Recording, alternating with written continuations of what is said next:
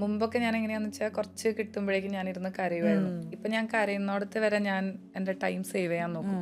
തടി കൂടി അല്ലെങ്കിൽ അങ്ങനെ എന്തെങ്കിലും പറഞ്ഞ് ആരെയും കളിയാക്കേണ്ട ഒരു കാര്യമില്ല. എനിക്ക് തടി ഇഷ്ടമില്ലാഞ്ഞിട്ടല്ല. നമ്മുടെ ഈ പോഡ്കാസ്റ്റ് എൻഡ് ചെയ്യുമ്പോഴേ നമുക്ക് പരസ്പരം അടിച്ചിട്ട് എൻഡ് ചെയ്യാം കേട്ടോ, പില്ലോ അതെ, അങ്ങോട്ടും ഇങ്ങോട്ടും എനിക്ക് എപ്പോഴും ഫീൽ ചെയ്യുന്ന ഒരു കാര്യമാണ്. ഹാർഡ് വർക്ക് പേസ് ഓഫ് എന്ന് പറയില്ലേ, അപ്പൊ അങ്ങനെ. പിന്നെ കർമ്മ, ഇത് രണ്ടിലും വളരെയധികം വിശ്വസിക്കുന്ന ഒരാളാണ്. ഇതൊക്കെ നടന്നിട്ടുണ്ടോ, ഞാൻ ഒന്നിനെയും കുറ്റപ്പെടുത്തുന്നില്ല. Everything help me to be a better person. അപ്പൊ നമ്മൾ സ്ട്രഗിൾ ചെയ്യുന്ന ആ ഒരു ജേർണി ഉണ്ടല്ലോ, അവിടെ തീരെ ഗിവ് അപ്പ് ചെയ്യരുത്. കാരണം എൻഡ് ഓഫ് ദാറ്റ് ജേർണി ഇവരെല്ലാരും ക്ലാപ്പ് ചെയ്യും. അതോ ഫോർ ഷുവർ അത് ചെയ്തിരിക്കും. ഹേയ് പൂക്കി എന്നൊക്കെ പറഞ്ഞിട്ട് എനിക്ക് വരുന്ന എന്റെ സ്റ്റുഡൻസ് ഒരു 10 to 15. ഓക്കെ, ഞാൻ അത്രയൊന്നും കുറയ്ക്കുന്നില്ല. ഒരു 23.5. അങ്ങോട്ടും ഇല്ല ഇങ്ങോട്ടും ഇല്ല. വണ്ടി ഇവിടുന്ന് സ്റ്റാർട്ട് ചെയ്ത് കഴിഞ്ഞാൽ പിന്നെ എനിക്കൊരു സ്റ്റോപ്പ് ഉണ്ടാവില്ല. അത് മനസ്സിലായില്ലേ? മനസ്സിലായി. ഇത്ര മതിയെന്ന്.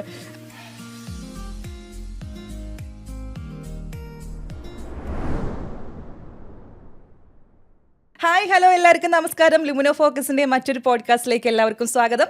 ഞാൻ Wilsy K Wilson and this is our show Sulaimani with Wilsy. ഇന്ന് നമ്മുടെ കൂടെയുള്ളൊരു ഗസ്റ്റ് എന്ന് പറഞ്ഞു കഴിഞ്ഞാൽ ഡാൻസറാണ്, കൊറിയോഗ്രാഫറാണ്. ആളെന്നെ നോക്കുന്നുണ്ടോ ഇനിയും കുറച്ചും കൂടെ. കൊറിയോഗ്രാഫറാണ്. അതിനേക്കാളും ഒക്കെ ഉപരി ദുബായിലുള്ള അല്ലെങ്കിൽ UAE-യിലുള്ള യങ് ഡാൻസേഴ്സിനൊക്കെ ശരിക്കും പറഞ്ഞാൽ ഇൻസ്പയർ ചെയ്യാൻ പറ്റുന്നൊരു വുമണാണ്. D4 ഡാൻസ് ഫെയിമാണ്. So let's welcome Arya Balakrishnan. Hi, hello, നമസ്കാരം. ഞാൻ തന്നെ കൈയടിക്കുമോ? Thanks for being here. Welcome. എന്തൊക്കെയുണ്ട് വിശേഷങ്ങൾ? സുഖം സുഖം. ക്യാമറ ഓൺ ആവുന്നതിന് മുന്നേ ഭയങ്കര വർത്താനമായിരുന്നു. അപ്പോൾ ആദ്യത്തെ പോഡ്കാസ്റ്റ് ആണ്. എന്തൊക്കെയുണ്ട് വിശേഷങ്ങൾ? പറയൂ. സുഖം. അങ്ങനെ നമ്മൾ കുറെ നാള് പ്ലാൻ ചെയ്ത് ലാസ്റ്റ് എന്നെ കിട്ടിയതാണെന്നല്ലേ? കേട്ടിട്ടുണ്ട്. അതായത് കുറച്ച് നാളായിട്ട് ഞാൻ വിളിക്കുകയാണ്, ഹലോ ഒന്ന് വരുമോ പോഡ്കാസ്റ്റിലേക്ക് ആര്യ? അപ്പം അതെ, ഞാൻ കുറച്ച് തിരക്കാണ്. പക്ഷെ സീരിയസ്ലി നല്ല ബിസി ആയിട്ടുള്ള ഒരാളാണ് കേട്ടെ. കാരണം ഡാൻസ് സ്റ്റുഡിയോ ഉണ്ട്. അയ്യോ, അത് ഞാൻ പറയാൻ മറന്നുപോയി. സ്റ്റുഡിയോ 19 ഫൗണ്ടറാണ്. എത്ര വർഷമായി സ്റ്റുഡിയോ തുടങ്ങിയിട്ട്? ഓൾമോസ്റ്റ് 8 years ആയി. സോ പറയൂ, ജേർണി പറയൂ. കാരണം നമുക്കൊക്കെ അറിയുന്ന ആര്യ എന്ന് പറയുന്നത് D4 ഡാൻസ്. നമുക്ക് അവിടെ നിന്ന് തുടങ്ങാം. കാരണം നമ്മൾ വന്ന വഴി മറക്കരുതെന്നാണ്. അപ്പോൾ അവിടെ നിന്ന് തുടങ്ങിക്കോ. എങ്ങനെയായിരുന്നു ഡാൻസിനോടുള്ളൊരു ഇഷ്ടം തുടങ്ങിയത്? മേ ബി നമ്മളിപ്പോൾ പറയാൻ പോകുന്ന കാര്യങ്ങൾ എനിക്കൊരു ഇൻട്രൊഡക്ഷൻ്റെ ആവശ്യമില്ല. കാരണം ആര്യനെ പല ആൾക്കാർക്കും, എസ്പെഷ്യലി D4 ഡാൻസിലുള്ളത് കൊണ്ട് തന്നെ, ഉണ്ടായിരുന്നതുകൊണ്ട് തന്നെ എല്ലാവർക്കും അറിയാം. പക്ഷെ എന്നാലും നമ്മുടെ പോഡ്കാസ്റ്റ് കേൾക്കുന്ന ചിലപ്പം പുതിയതായിട്ട് കേൾക്കുന്ന ആൾക്കാരുണ്ടാവും, പുതിയതായിട്ട് കാണുന്ന ആൾക്കാരുണ്ടാവും. ആൻഡ് ഓൾസോ ആദ്യത്തെ പോഡ്കാസ്റ്റും കൂടെ ആണല്ലോ. അപ്പം how was your journey? Like തുടങ്ങിയത് എങ്ങനെയാണ്? പറഞ്ഞു. ഡാൻസ് ഫസ്റ്റ് തുടങ്ങാം.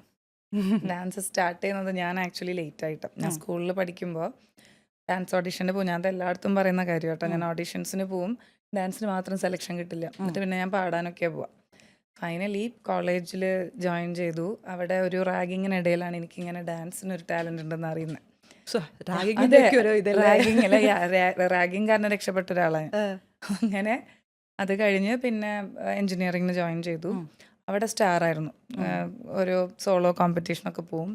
അങ്ങനെ പിന്നെ ചെന്നൈയിലെത്തി വർക്ക് ചെയ്യുന്ന സമയത്താണ് D4 ഡാൻസ് എന്ന് പറയുന്ന ഒരു റിയാലിറ്റി ഷോ സ്റ്റാർട്ട് ചെയ്യുന്നത്. അങ്ങനെ അതിന് അപ്ലൈ ചെയ്തു, കിട്ടി. എന്തോ ഒരു ലക്ക്, ഒരു ഇത്തിരി ലെവലൊക്കെ പോയി. പിന്നെ ക്വിറ്റ് ചെയ്യേണ്ടി വന്നു. പക്ഷേ ഇവിടെ എത്തി വീണ്ടും ഐ കെപ്റ്റ് കണ്ടിന്യൂയിങ്. ഓക്കെ, അതിലേക്ക് ഞാൻ വരുന്നുണ്ട്. അതിന് മുന്നേ ഇടയ്ക്ക് ഒരു ചെറിയ കാര്യം പറഞ്ഞോട്ടെ. ഞാൻ ഇടയ്ക്ക് കൂടുതൽ സംസാരിച്ചോ കേട്ടോ. ഇത് എൻ്റെ ഷോ ആണെങ്കിലും ഇന്നത്തെ താരം ആര്യ ബാലകൃഷ്ണനാണ്. അതായത് എനിക്ക് ഇൻട്രൊഡ്യൂസ് ചെയ്യാനും വെൽക്കം ചെയ്യാനും കൂടുതൽ ഇഷ്ടം എന്നറിയാം പേഴ്സണലി. അതായത് ഒരു വുമൺ അവരുടെ പാഷൻ പ്രൊഫഷനാക്കി മാറ്റുക എന്ന് പറയുന്നത്, സീരിയസ്ലി ഞാൻ പറയുകയാണ്, നമ്മൾ ഫസ്റ്റ് ടൈമാണ് ഇൻ്റർവ്യൂ ചെയ്യുന്നത്, ഫസ്റ്റ് ടൈമാണ് ഇന്ന് കാണുന്നത്. എനിക്ക് അങ്ങനെയുള്ള ലേഡീസിനെ വളരെ ഇഷ്ടമാണ്. ബിക്കോസ് ഞാനും അതേ ഒരാളാണ്. പക്ഷെ അങ്ങനെ ചെയ്യുന്ന എത്ര പേരുണ്ട് നമുക്ക് ചുറ്റിനെന്ന് ചോദിച്ചു കഴിഞ്ഞാൽ എനിക്കറിയില്ല. കാരണം ഞാൻ കാണുന്ന ഓരോ ആൾക്കാർക്കും പലർക്കും പല ടാലൻറ്റഡ് ആയിട്ടുള്ള ആൾക്കാരുണ്ട്. ഡാൻസർ ഉണ്ടാവാം, സിംഗർ ഉണ്ടാവാം. പക്ഷേ ഒരു ടൈം കഴിയുമ്പോഴത്തേക്കും എന്താണ് നമ്മുടെ പാഷൻ, അല്ലെങ്കിൽ പാഷൻ്റെ പിന്നാലെ പോകുന്ന എത്ര പേരുണ്ടെന്ന് എനിക്ക് അറിയത്തില്ല. അതിന് ഹാറ്റ്സ് ഓഫ് യു. കാരണം താങ്കളുടെ ഒരു പാഷൻ ഇടയ്ക്ക് ഞാൻ പറയണു കിറ്റ് ചെയ്യേണ്ടി വന്നു എന്നൊക്കെ പറഞ്ഞെങ്കിലും ഇഷ്ടപ്പെട്ട സാധനമാണ് ഇപ്പോൾ കണ്ടിന്യൂ ചെയ്യുന്നത്. സോ അതിനെപ്പറ്റി പറയുമോ? ഞാൻ അതായിരുന്നു ശരിക്കും ആദ്യം ഇൻവൈറ്റ് ചെയ്യാൻ എനിക്കിഷ്ടം പേഴ്സണലി. അല്ല, നമ്മൾക്കൊരു കാര്യം വളരെ ഇഷ്ടമാണെങ്കിൽ I don't think will have to leave it. കാരണം എൻ്റെ കേസിൽ ഞാൻ എന്തൊക്കെ വന്നാലും ഞാൻ എൻ്റെ സെൽഫ് ടൈം കോംപ്രമൈസ് ചെയ്യലില്ല. ഇപ്പോൾ I am mother of 2 kids. Still ഞാൻ ഡെയിലി ഒരു 1 hour അല്ലെങ്കിൽ ഇത്തിരി സമയം ഞാൻ എനിക്ക് വേണ്ടി മാറ്റി വയ്ക്കുന്ന ഒരാളാണ്. സോ ഞാൻ അത് കോംപ്രമൈസ് ചെയ്തിട്ടില്ല അതുവരെ. പിന്നെ താങ്ക് ഗോഡ് എൻ്റെ ഹസ്ബൻഡ് വളരെ സപ്പോർട്ടിംഗ് ആണ്. സോ അങ്ങനെ ഓക്കെ. അപ്പം ഇപ്പം സത്യം പറഞ്ഞു കഴിഞ്ഞാലേ എന്തൊക്കെ ഞാൻ ചോദിക്കണം. അതായത് ഡാൻസിനെ പറ്റി പറഞ്ഞു. അപ്പോൾ അതിനേക്കാൾ ഉപരി ഇപ്പം ഡാൻസ് ഇപ്പം പറഞ്ഞു കോളേജിൽ പഠിക്കുന്ന സമയത്താണ്, ഒരു റാഗിങ്ങിൻ്റെ സമയത്താണ് ഇതിലേക്ക് വന്നു എന്ന് പറഞ്ഞു. പക്ഷെ എന്നാലും നമ്മുടെ ചിലപ്പോൾ ചെറുപ്പം തൊട്ടാണെങ്കിൽ ഉള്ളിനുള്ളിൽ ഡാൻസ് എന്ന് പറഞ്ഞൊരു സാധനം ഒരു ടാലൻറ്റഡ് ആയിട്ട് നമ്മുടെ ഉള്ളിനുള്ളിൽ കാണും. അപ്പോൾ അതെങ്ങനെയായിരുന്നു? ലൈക്ക് ക്ലാസിക്കൽ ഡാൻസ് അല്ലേ പഠിച്ചിട്ടുണ്ടായിരുന്നത്? ചെറുപ്പം തൊട്ടേ പഠിച്ചിട്ടുണ്ടായിരുന്നു. അപ്പോൾ ചെറുപ്പം തൊട്ടേ ഡാൻസിനോടൊരു ഇഷ്ടം ഉണ്ടായിരുന്നു, അതോ മറ്റേ പണ്ടത്തെ പോലെ വീട്ടുകാർ അച്ഛനമ്മ മര്യാദയ്ക്ക് ഡാൻസ് സ്കൂളിൽ പോയിക്കോ പഠിച്ചോ അങ്ങനെ ഒരു സാധനമായിരുന്നോ? എൻ്റെ ചേട്ടൻ, എനിക്ക് 2 ബ്രദേഴ്സാണ്. അപ്പോൾ വലിയേട്ടൻ ഇങ്ങനെ ഡാൻസും മ്യൂസിക്കൊക്കെ ഭയങ്കര ഇഷ്ടം. ചേട്ടനാ ശരിക്കും എന്നെ എൻറോൾ ചെയ്യുന്നത്. പക്ഷെ എൻ്റെ അവിടുത്തെ ഡാൻസർ ഇങ്ങനെ ഇടയ്ക്കിടയ്ക്ക് പറയുമായിരുന്നു ഞാൻ കളിക്കുന്നില്ല, തീരെ പോരാ പോരാ. അപ്പം എൻ്റെ മൈൻഡിൽ അത് തന്നെയായിരുന്നു, I was not good enough. പിന്നെ അത് കഴിഞ്ഞ് നമുക്കതൊരു വാശിയാവുന്ന ഒരു സ്റ്റേജ് ഉണ്ട്. ലൈക്ക് അരങ്ങേറ്റം കഴിഞ്ഞിട്ടും ഞാൻ പോരായിരുന്നു എന്ന് തന്നെ എല്ലാവരും പറഞ്ഞിരുന്നു. ഞാൻ പറഞ്ഞല്ലോ സ്കൂളിൽ ഞാൻ ഓഡിഷൻസിന് പോവും, അവിടെ സെലക്ഷൻ കിട്ടത്തില്ല. അപ്പോൾ ലേറ്റർ ഓൺ ഇതൊരു വാശിയായി മാറിയിട്ട് എപ്പോഴന്ന് ഇങ്ങനെ ഇത്രയും നമുക്ക് സോഷ്യൽ മീഡിയ പ്ലാറ്റ്ഫോംസ് ഒന്നുമില്ല. അപ്പം എൻ്റെ ചേട്ടൻ്റെ ഒരു PC ഉണ്ട് വീട്ടിൽ, പണ്ടത്തെ കമ്പ്യൂട്ടർ സിസ്റ്റം ഇല്ലേ, ഒരു വലിയ CPU അങ്ങനെ അങ്ങനെ. അപ്പോൾ ഞാൻ ആ റൂം ലോക്ക് ചെയ്ത്, പണ്ട് CDs ആയിരുന്നു ആ കാലത്ത്, CDs കിട്ടും കുറേ ഹിന്ദി മൂവി സോങ്സ് ഉള്ളൊരു CD. അപ്പോൾ അത് പ്ലേ ചെയ്ത് ഈ വീഡിയോസ് കണ്ട് കണ്ട് ഞാൻ തന്നെ കുറേ ഡാൻസ് ചെയ്യും. അതെങ്ങനെ ഉണ്ടെന്ന് കാണാൻ എനിക്ക് അവിടെ മിററൊന്നുമില്ല, ബട്ട് ഐ കെപ്റ്റ് ഡാൻസിങ്. എനിക്ക് ശരിക്കും ധൈര്യമായിട്ട് പറയാം ഞാൻ സെൽഫ് ലേൺഡ് ആണ്. ഒരു വിധം അല്ല, ഒരു ലെവൽ വരെ ഞാൻ സെൽഫ് ലേൺഡ് ആണ്. എന്നിട്ട് അപ്പോഴും ഞാൻ അറിഞ്ഞിട്ടില്ല ഞാൻ ഇമ്പ്രൂവ് ആയിന്നോ. ഞാൻ കുറേ എക്സ്പ്രഷൻസ് ഒക്കെ ഇടും ഞാൻ കളിക്കുമ്പോൾ, കാരണം ആരും കാണാനില്ല. ഒരു കംപ്ലീറ്റ് ഒരു റൂമിൽ ലോക്ക് ചെയ്ത് ഞാൻ എൻ്റെ വേൾഡിൽ ഇങ്ങനെ കളിക്കുക. ഇത് ഹെൽപ്പ് ചെയ്തത് റാഗിങ് വന്നപ്പോഴാണ്. അത് സീനിയർ കുറച്ച് ചേട്ടന്മാരെ. പക്ഷേ കോളേജ് താങ്ക്ഫുൾ കുറ്റിപ്പുറം. അപ്പൊ ആ കുറ്റിപ്പുറത്തുള്ള സീനിയേഴ്സ് ആയിട്ടുള്ള എല്ലാ ആൾക്കാരും കാണുന്നുണ്ടെങ്കിൽ സ്പെഷ്യൽ താങ്ക്സ്. കാരണം നമുക്ക് നല്ലൊരു ഡാൻസ് കിട്ടിയില്ല. ഫ്രഷേഴ്സ് ഡേ അന്ന് എന്നോട് ചോദിച്ചു മ്യൂസിക്കോ ഡാൻസ്. അപ്പൊ ഞാൻ പറഞ്ഞു മ്യൂസിക്, പാട്ട് പാടാന്ന് വിചാരിച്ചു. അപ്പൊ പറഞ്ഞു ഡാൻസ് അങ്ങനെ. പക്ഷെ പാട്ടിട്ടതും ഞാൻ മറ്റേ ആ റൂമിലേക്ക് എത്തി. അല്ല, എനിക്കെന്നെ ഞെട്ടി. അത് ആ ഡാൻസ് ചെയ്യുന്നതിന്റെ LLC അത് കഴിഞ്ഞിട്ട് എല്ലാരും ക്ലാപ്പ് ചെയ്തു. അതായിരുന്നു എനിക്ക് ഭയങ്കര മോട്ടിവേഷൻ ആയിരുന്നു. പിന്നെ എല്ലാ കോമ്പറ്റീഷനും പോയി പാർട്ടിസിപ്പേറ്റ് ചെയ്യും. പിന്നെ കോളേജിൽ സ്റ്റാർ ആയിരിക്കും അല്ലേ? അതെ. കോളേജില് സ്കൂളിൽ കണ്ട ആര്യ ബാലകൃഷ്ണൻ അല്ല കോളേജിൽ. ഈവൻ ഞാൻ D4 ഡാൻസിൽ വന്നപ്പോഴും എൻ്റെ ഫ്രണ്ട്സ് എല്ലാവരും, സ്കൂൾ ഫ്രണ്ട്സ് എല്ലാവരും ആര്യ ഡാൻസ് ചെയ്യോ. ഇപ്പോഴും ചിലരെന്നെ കാണുമ്പോൾ ഡാൻസ് ചെയ്യുക. കാരണം ഞാൻ ഭയങ്കര ഫേമസ് ആണ്. ഡാൻസിന്റെ ഓഡിഷന് പോവാ, സെലക്ഷൻ കിട്ടാണ്ട് കരഞ്ഞ് തിരിച്ചു വരാം. അതിൽ ഞാൻ ഭയങ്കര ഫേമസ് ആയിരുന്നു. അപ്പോൾ അതായിരുന്നു എൻ്റെ ലൈഫ് ചേഞ്ചിങ് പോയിന്റ്. അതായിരുന്നു. ഓക്കെ. അപ്പം അങ്ങനെ കോളേജിൽ നിന്നാണ് പിന്നെ D4 ഡാൻസിലേക്ക് പോരുന്നത്. ഓക്കെ. ആക്ച്വലി നമ്മുടെ ഷോയുടെ പേര് സുലൈമാനി വിത്ത് വിൽസിംഗ് എന്നാണ്. അതെ. അപ്പോൾ 2 സുലൈമാനി നമ്മളെ നോക്കുന്നു കുറേ നേരമായിട്ട് ചിരിക്കണം. അപ്പൊ നമുക്ക് കുടിച്ചോണ്ട് സംസാരിക്കാം അല്ലേ? എന്തൊക്കെ സഹിക്കണമില്ല ഇവിടെ വന്നു കഴിഞ്ഞാല്. അപ്പോൾ അല്ല, ഇത് പ്രത്യേകിച്ച് എടുത്തു പറയേണ്ടത് എന്താണെന്നറിയോ? ആര്യ ഷുഗർ കട്ടാണെന്ന് പറഞ്ഞു സുലൈമാനിയിൽ മധുരം ആഡ് ചെയ്യട്ടെന്ന് പറയാം. അപ്പം ഞാനും വിചാരിച്ചു ആര്യയ്ക്ക് വേണ്ടിയിട്ട് ആദ്യമായിട്ടാണ് ഒരു ചായയിൽ ഞാൻ ഷുഗർ കട്ട് കുടിക്കാൻ വേണ്ടി പോകുന്നത്. കുടിച്ചോ. നല്ല ബോറായിട്ടുണ്ട്. അല്ല, ഓക്കെ അല്ല, ഞാൻ 2 ദിവസം പിന്നെ ശീലമല്ല. അല്ല, ഞാൻ ഇടയ്ക്ക് ഷുഗർ കട്ടായിരുന്നു. ഞാൻ ഇടയ്ക്കില്ലേ ഇന്റർമീഡിയറ്റ് ഫാസ്റ്റിംഗ് ചെയ്തിട്ടുണ്ടായിരുന്നു. എനിക്കൊന്നൊരു 5-6 കിലോ കുറച്ചു. എന്തിനാണ് എന്തൊന്നും എനിക്ക് ഇപ്പോഴും മനസ്സിലായിട്ടില്ല. എനിക്ക് അങ്ങനെ ഇരിക്കുമ്പോൾ ഒരു തോന്നൽ വരും എനിക്ക് വെയിറ്റ് കൂടിയെന്ന്. സ്വാഭാവികം. അപ്പം ഞാൻ കുറച്ച് എന്തെങ്കിലും ഡയറ്റ് ചെയ്യും, വെയിറ്റ് കുറയ്ക്കും. അതിലേക്ക് വരാൻ കാരണം എന്താണെന്നറിയോ? ആര്യ എനിക്ക് തോന്നുന്നു എത്ര കിലോ ഉണ്ടായിരുന്നു മുന്നേ ഡെലിവറിയുടെ സമയത്തൊക്കെ? ഡെലിവറി ഞാൻ 82 ആഫ്റ്റർ ഡെലിവറി 82. ഇപ്പൊ എത്രയുണ്ട്? 62. കാരണം ഞാൻ നാളെ കണ്ടപ്പോൾ ആദ്യമേ പറഞ്ഞൊരു കാര്യമുണ്ട്. അതായത് ഈവൻ നമ്മൾ വീഡിയോയിൽ കാണുന്ന ഒരാളെയല്ല, അതിലും സുന്ദരിയാണ് കേട്ടോ. കാരണം സീരിയസ്ലി ഞാൻ പറയാണ്, സ്വാഭാവികമായിട്ട് നമ്മൾ പറയത്തില്ലേ ഫോട്ടോ ഇടുമ്പോൾ നമുക്ക് എഡിറ്റ് ചെയ്യാനുള്ള ഒരു ഓപ്ഷൻ ഉണ്ട്. ഒരു പെൺകുട്ടിയുടെ ഫോട്ടോ കണ്ടാൽ പലരും പറയാം ഇതൊക്കെ ഫിൽറ്റർ ആയിരിക്കോടാ, അല്ലെങ്കിൽ വീഡിയോ കാണുമ്പോൾ. പക്ഷെ നേരിട്ട് കാണുമ്പോൾ അതിലും ഭംഗിയാണെന്ന് പറയണം ഏറ്റവും വലിയ കാര്യം. കുറച്ച് ഇല്ലില്ല, പുട്ടിയിട്ടിട്ടുണ്ട്. ഞാനൊരു കാര്യം ചോദിക്കട്ടെ, ചില ആൾക്കാർ പറയും ഇത് ചോദിക്കുമ്പോഴത്തേക്ക് പുട്ടിയായിരിക്കുന്നേ. എത്ര പുട്ടിയാണെങ്കിലും നമ്മുടെ മുഖത്തിന്റെ ഷേപ്പ് മാറുന്നില്ലല്ലോ. നമുക്ക് കുറച്ച് എന്താ പറയാ, കുറച്ച് ബ്രൈറ്റ്നെസ് കൂട്ടാവുന്നല്ലേ ഉള്ളൂ മേക്കപ്പ് കൊണ്ട്. നമ്മുടെ ഷേപ്പ് അങ്ങനെ തന്നെയല്ലേ? അല്ല, ഞാൻ വിചാരിച്ചൊരു കാര്യമാണ്, സത്യമല്ലേ? അല്ല, കറക്റ്റാ. അപ്പൊ നല്ല സുന്ദരിയായിട്ടുണ്ട് കേട്ടോ. അപ്പൊ ഈ ഒരു ഇപ്പൊ ഞാനിപ്പോ മൊത്തത്തിൽ കൺഫ്യൂഷൻ. ആദ്യം ഡാൻസിങ്ങിനെ പറ്റി പറയണോ ഡയറ്റിങ്ങിനെ പറ്റി പറയണോ? കാരണം ഒരാൾക്ക് ഒരു ടാലന്റ് ആണെന്നുണ്ടെങ്കിൽ നമുക്ക് അതിനെപ്പറ്റി മാത്രം സംസാരിച്ചാൽ മതി. ഇതിപ്പോ ഡാൻസറാണ്, സൂംബ ഇൻസ്ട്രക്ടറാണ്, കൊറിയോഗ്രാഫറാണ്, പിന്നെ എന്തൊക്കെയാണ് കഴിവുകളുള്ളത്? കഴിവുകൾ പറഞ്ഞോ, നമുക്ക് നമ്മളെ പറ്റി പറയാം. നമ്മൾ മാത്രമേ ഉള്ളൂ ഈ ലോകത്തിൽ, വേറെ ഒരാൾ നമ്മളെ പറ്റി പറയാനില്ല. പിന്നെ ഇനി ഞാൻ തുടങ്ങിയ പിന്നെ വിൽസയ്ക്ക് ഇല്ലില്ല, സംസാരിക്കില്ല. തുടങ്ങി ധൈര്യം. ഇത് നമ്മുടെ പോഡ്കാസ്റ്റ് ആണ്. 2 മണിക്കൂറാണെങ്കിൽ ആൾക്കാർ നമ്മളെ കേൾക്കത്തില്ലേ? അതാണ്. അപ്പൊ പറഞ്ഞോ. ഞാൻ അധികം ടൈം ഇൻവെസ്റ്റ് ചെയ്യാത്തത് കുക്കിങ്ങിനാണ്. അത്യാവശ്യത്തിന് ജീവിച്ചു പോകാനുള്ള സാധനം മാത്രം കുക്കിംഗ്. അങ്ങനെ പിന്നെ എനിക്ക് വർക്കൗട്ട് ചെയ്യാൻ ഭയങ്കര ഇഷ്ടമാണ്. ഡാൻസ് ഇതെല്ലാം റിലേറ്റഡ് ആണ്. ഈവൻ സുംബ ആയിക്കോട്ടെ, ഡാൻസ് ആയിക്കോട്ടെ. ഇപ്പം ഞാൻ പാരലായിട്ടൊരു മൂവ് എന്ന് പറഞ്ഞിട്ടൊരു സെഷൻ നടത്തുന്നുണ്ട്. അത് ലേഡീസിന് കോൺസെൻട്രേറ്റ് ചെയ്തിട്ടുള്ളതാണ്. ഈവൻ അതും കംപ്ലീറ്റ്ലി വർക്കൗട്ടും സുംബാങ് അങ്ങനെ തന്നെ. എൻ്റെ ലൈഫ് ഒരുവിധം എല്ലാം ഫിസിക്കൽ ആക്ടിവിറ്റീസ് ആണ് കൂടുതൽ. അങ്ങനെ കുറഞ്ഞ തടിയാണ്. പക്ഷെ എനിക്കൊരു കാര്യം മനസ്സിലായിട്ടുള്ളത്, എല്ലാവരും ഡെലിവറി കഴിയുമ്പോൾ ഒരു വെരി ടഫസ്റ്റ് ഫേസിൽ കൂടെയാണ് കടന്നു പോകുന്നത്. I wanted to help them. Even എൻ്റെ 2 ഡെലിവറിയും ഭയങ്കര കോംപ്ലിക്കേറ്റഡ് ആയിരുന്നു. Especially second one. അത് കോംപ്ലിക്കേഷൻ അല്ല, ഭയങ്കര മെൻ്റലി ഞാൻ ഭയങ്കര കുറേ സഫർ ചെയ്തൊരു നിമിഷമായിരുന്നു. അല്ല, അത് ആൾക്കാർക്ക് കേൾക്കാൻ വേണ്ടി പറഞ്ഞു. കാരണം ഞങ്ങളിപ്പം ഇങ്ങോട്ട് വരുന്ന സമയത്ത് എന്നോട് അതേപ്പറ്റി പറഞ്ഞിട്ടുണ്ട്. അപ്പം ഞാനപ്പോൾ പറയുകയും ചെയ്തു, ശരിക്കും ഇത് നമ്മുടെ പോഡ്കാസ്റ്റിൽ പറയണമെന്നുള്ളത്. അപ്പോൾ പറഞ്ഞോ, എങ്ങനെയായിരുന്നു അവിടെ നിന്നാണ് ഇവിടെ വരെ ഇങ്ങനെ പഴയതിനേക്കാളും എന്താ പറയുക, ഞാൻ തിരുമ്പി വന്നിട്ടേന്ന് പറഞ്ഞൊരു ആക്റ്റീവായിട്ട് കൂടുതൽ എനർജറ്റിക് ആയിട്ട് വന്നു. അത് എൻ്റെ മോൻ്റെ ഡെലിവറി കാര്യം പറഞ്ഞാൽ എനിക്കറിയില്ല. അത് ഭയങ്കര ഒരു പെയിൻഫുൾ എക്സ്പീരിയൻസ് ആയിരുന്നു. കാരണം അവനൊരു പ്രീമച്വർ ബേബിയാണ്. അപ്പോൾ ഒരു 6 months ആയപ്പോൾ തൊട്ട് നമുക്കറിയാം എനിക്ക് ഫ്ലൂയിഡ് ലെവൽ ഭയങ്കര കുറവാണ്. അപ്പോൾ എവ്രി മന്ത് ഞാൻ അഡ്മിറ്റ് ആകുമായിരുന്നു, ഫ്ലൂയിഡ് കയറ്റുമായിരുന്നു. അപ്പോൾ ഡോക്ടർ സ്ട്രിക്റ്റ് ആയിട്ട് പറയുക എനിക്കിനി സ്ട്രെസ് എടുക്കാൻ പാടില്ല, എന്നെ ഭയങ്കര കെയർഫുള്ളായിട്ട് കൊണ്ട് നടക്കണമെന്ന് ഹസ്ബൻഡിനോട് പറയുന്നുണ്ട്. അപ്പോൾ എനിക്കറിയാം ഞാൻ ഡെഫിനറ്റ്ലി നമ്മുടെ ബേബിയുടെ ഹെൽത്തിനല്ലേ ഇമ്പോർട്ടൻ്റ് ആയിട്ട് കാണത്തുള്ളൂ. അപ്പോൾ എനിക്കറിയാം എനിക്കിപ്പോൾ ലൈഫിൽ ഏറ്റവും ഇമ്പോർട്ടൻ്റ് ഇതാണെന്ന് എനിക്കറിയാം. But still then I had no other choice. Studio ഉണ്ട് സൈഡിൽ.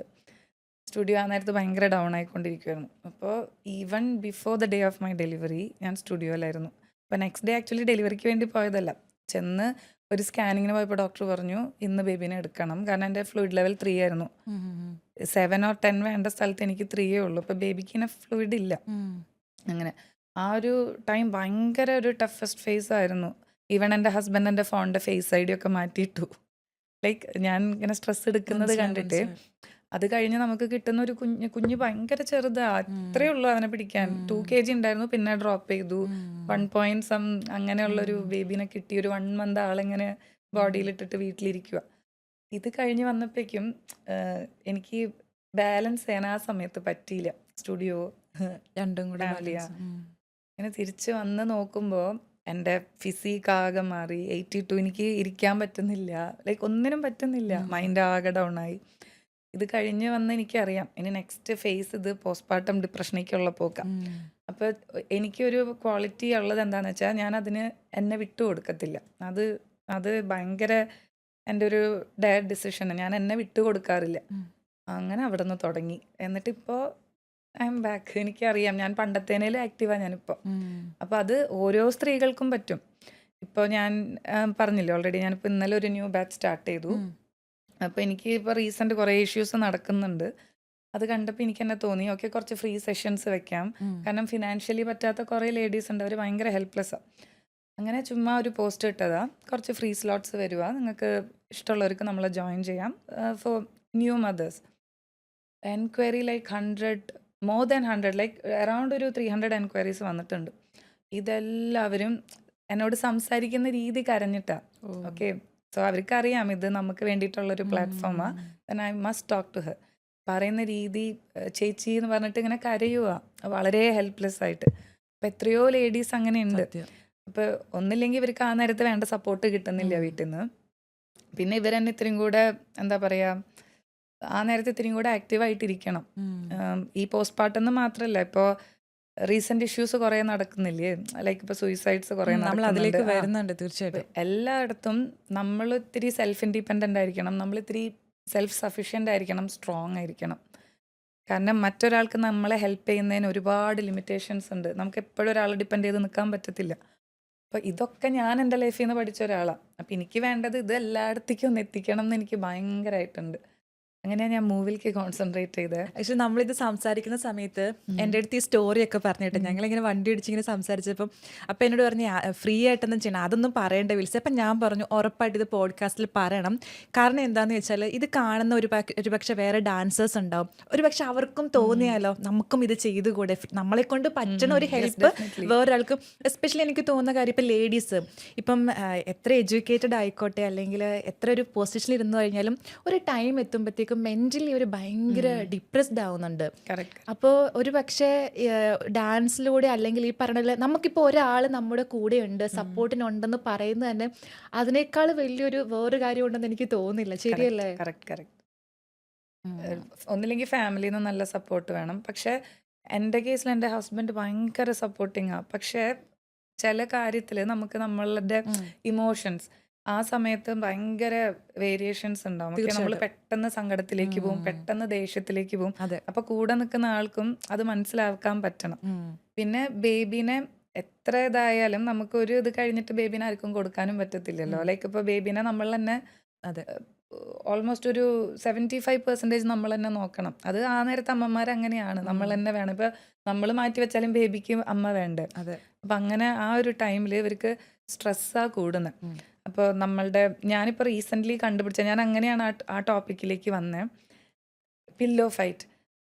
അത് ഞാനിപ്പോൾ ഒരു സെഷൻ അങ്ങനെ വെച്ചേക്കുക. പില്ലോ ഫൈറ്റ് എന്ന് വെച്ചാൽ പില്ലോ എടുത്തിട്ട് അതൊരു കാലറി ബേണാ. ലൈക്ക് പില്ലോ എടുത്ത് ഇങ്ങനെ അടിച്ചടിച്ച് അത് കാണുമ്പോൾ ശരിക്കും നമ്മുടെ ഈ പോഡ്കാസ്റ്റ് എൻഡ് ചെയ്യുമ്പോഴേ നമുക്ക് പരസ്പരം അടിച്ചിട്ട് എൻഡ് ചെയ്യാം കേട്ടോ. പില്ലോ അതെ, അങ്ങോട്ടും ഇങ്ങോട്ടും ഫുൾ പില്ലോ കീറും. ലൈക്ക് എൻ്റെ ആ വർക്കൗട്ട് സെഷൻ കഴിയുമ്പോൾ പില്ലോ ഒക്കെ കീറി പഞ്ഞൊക്കെ പുറത്തൊക്കെ വരും. ശരി, ഞാൻ ആദ്യമായിട്ടും ഈ ഒരു പേര് ആദ്യമായിട്ടാണ് കേൾക്കുന്നത്. ഇത് എനിക്കറിയില്ല ഇത് എത്രത്തോളം എഫക്റ്റീവ് ആവുന്നത്. പക്ഷെ ഞാൻ അവരോട് പറഞ്ഞു, മക്കളെന്ന് നമുക്ക് പില്ലോ ഫൈറ്റ് ചെയ്യാമെന്ന് പറഞ്ഞു.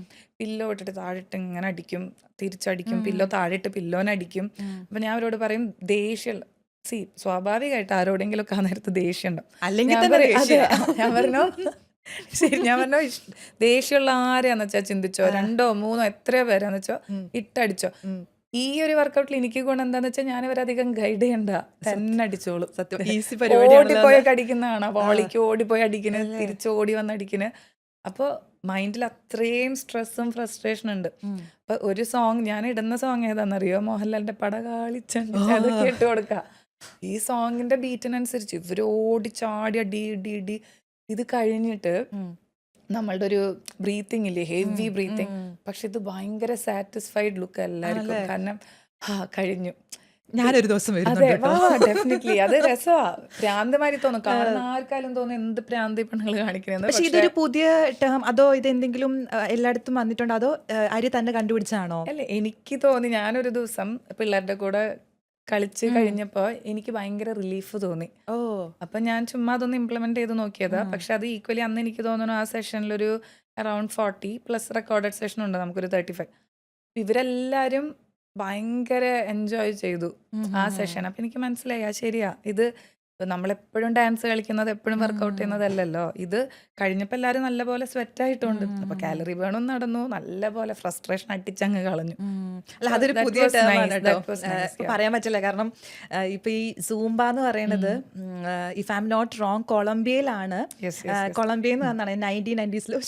എനിക്ക് എന്നെ പറ്റി തന്നെ ഒരു മൊത്തത്തിൽ 1990s എന്തോ 1990s സമയത്ത് എന്താണ് വന്നത്, അതിൽ ഒരു ഡാൻസർ മ്യൂസിക് എന്തോ കിട്ടാതിരുന്ന സമയത്ത് ജസ്റ്റ് ഒന്ന് ഇട്ടാണ്, പക്ഷെ അത് ആൾക്കാർ ഏറ്റെടുത്തു. അങ്ങനെയാണ് സൂംബ വരുന്നതെന്ന് പറഞ്ഞു കേട്ടിട്ടുണ്ട്.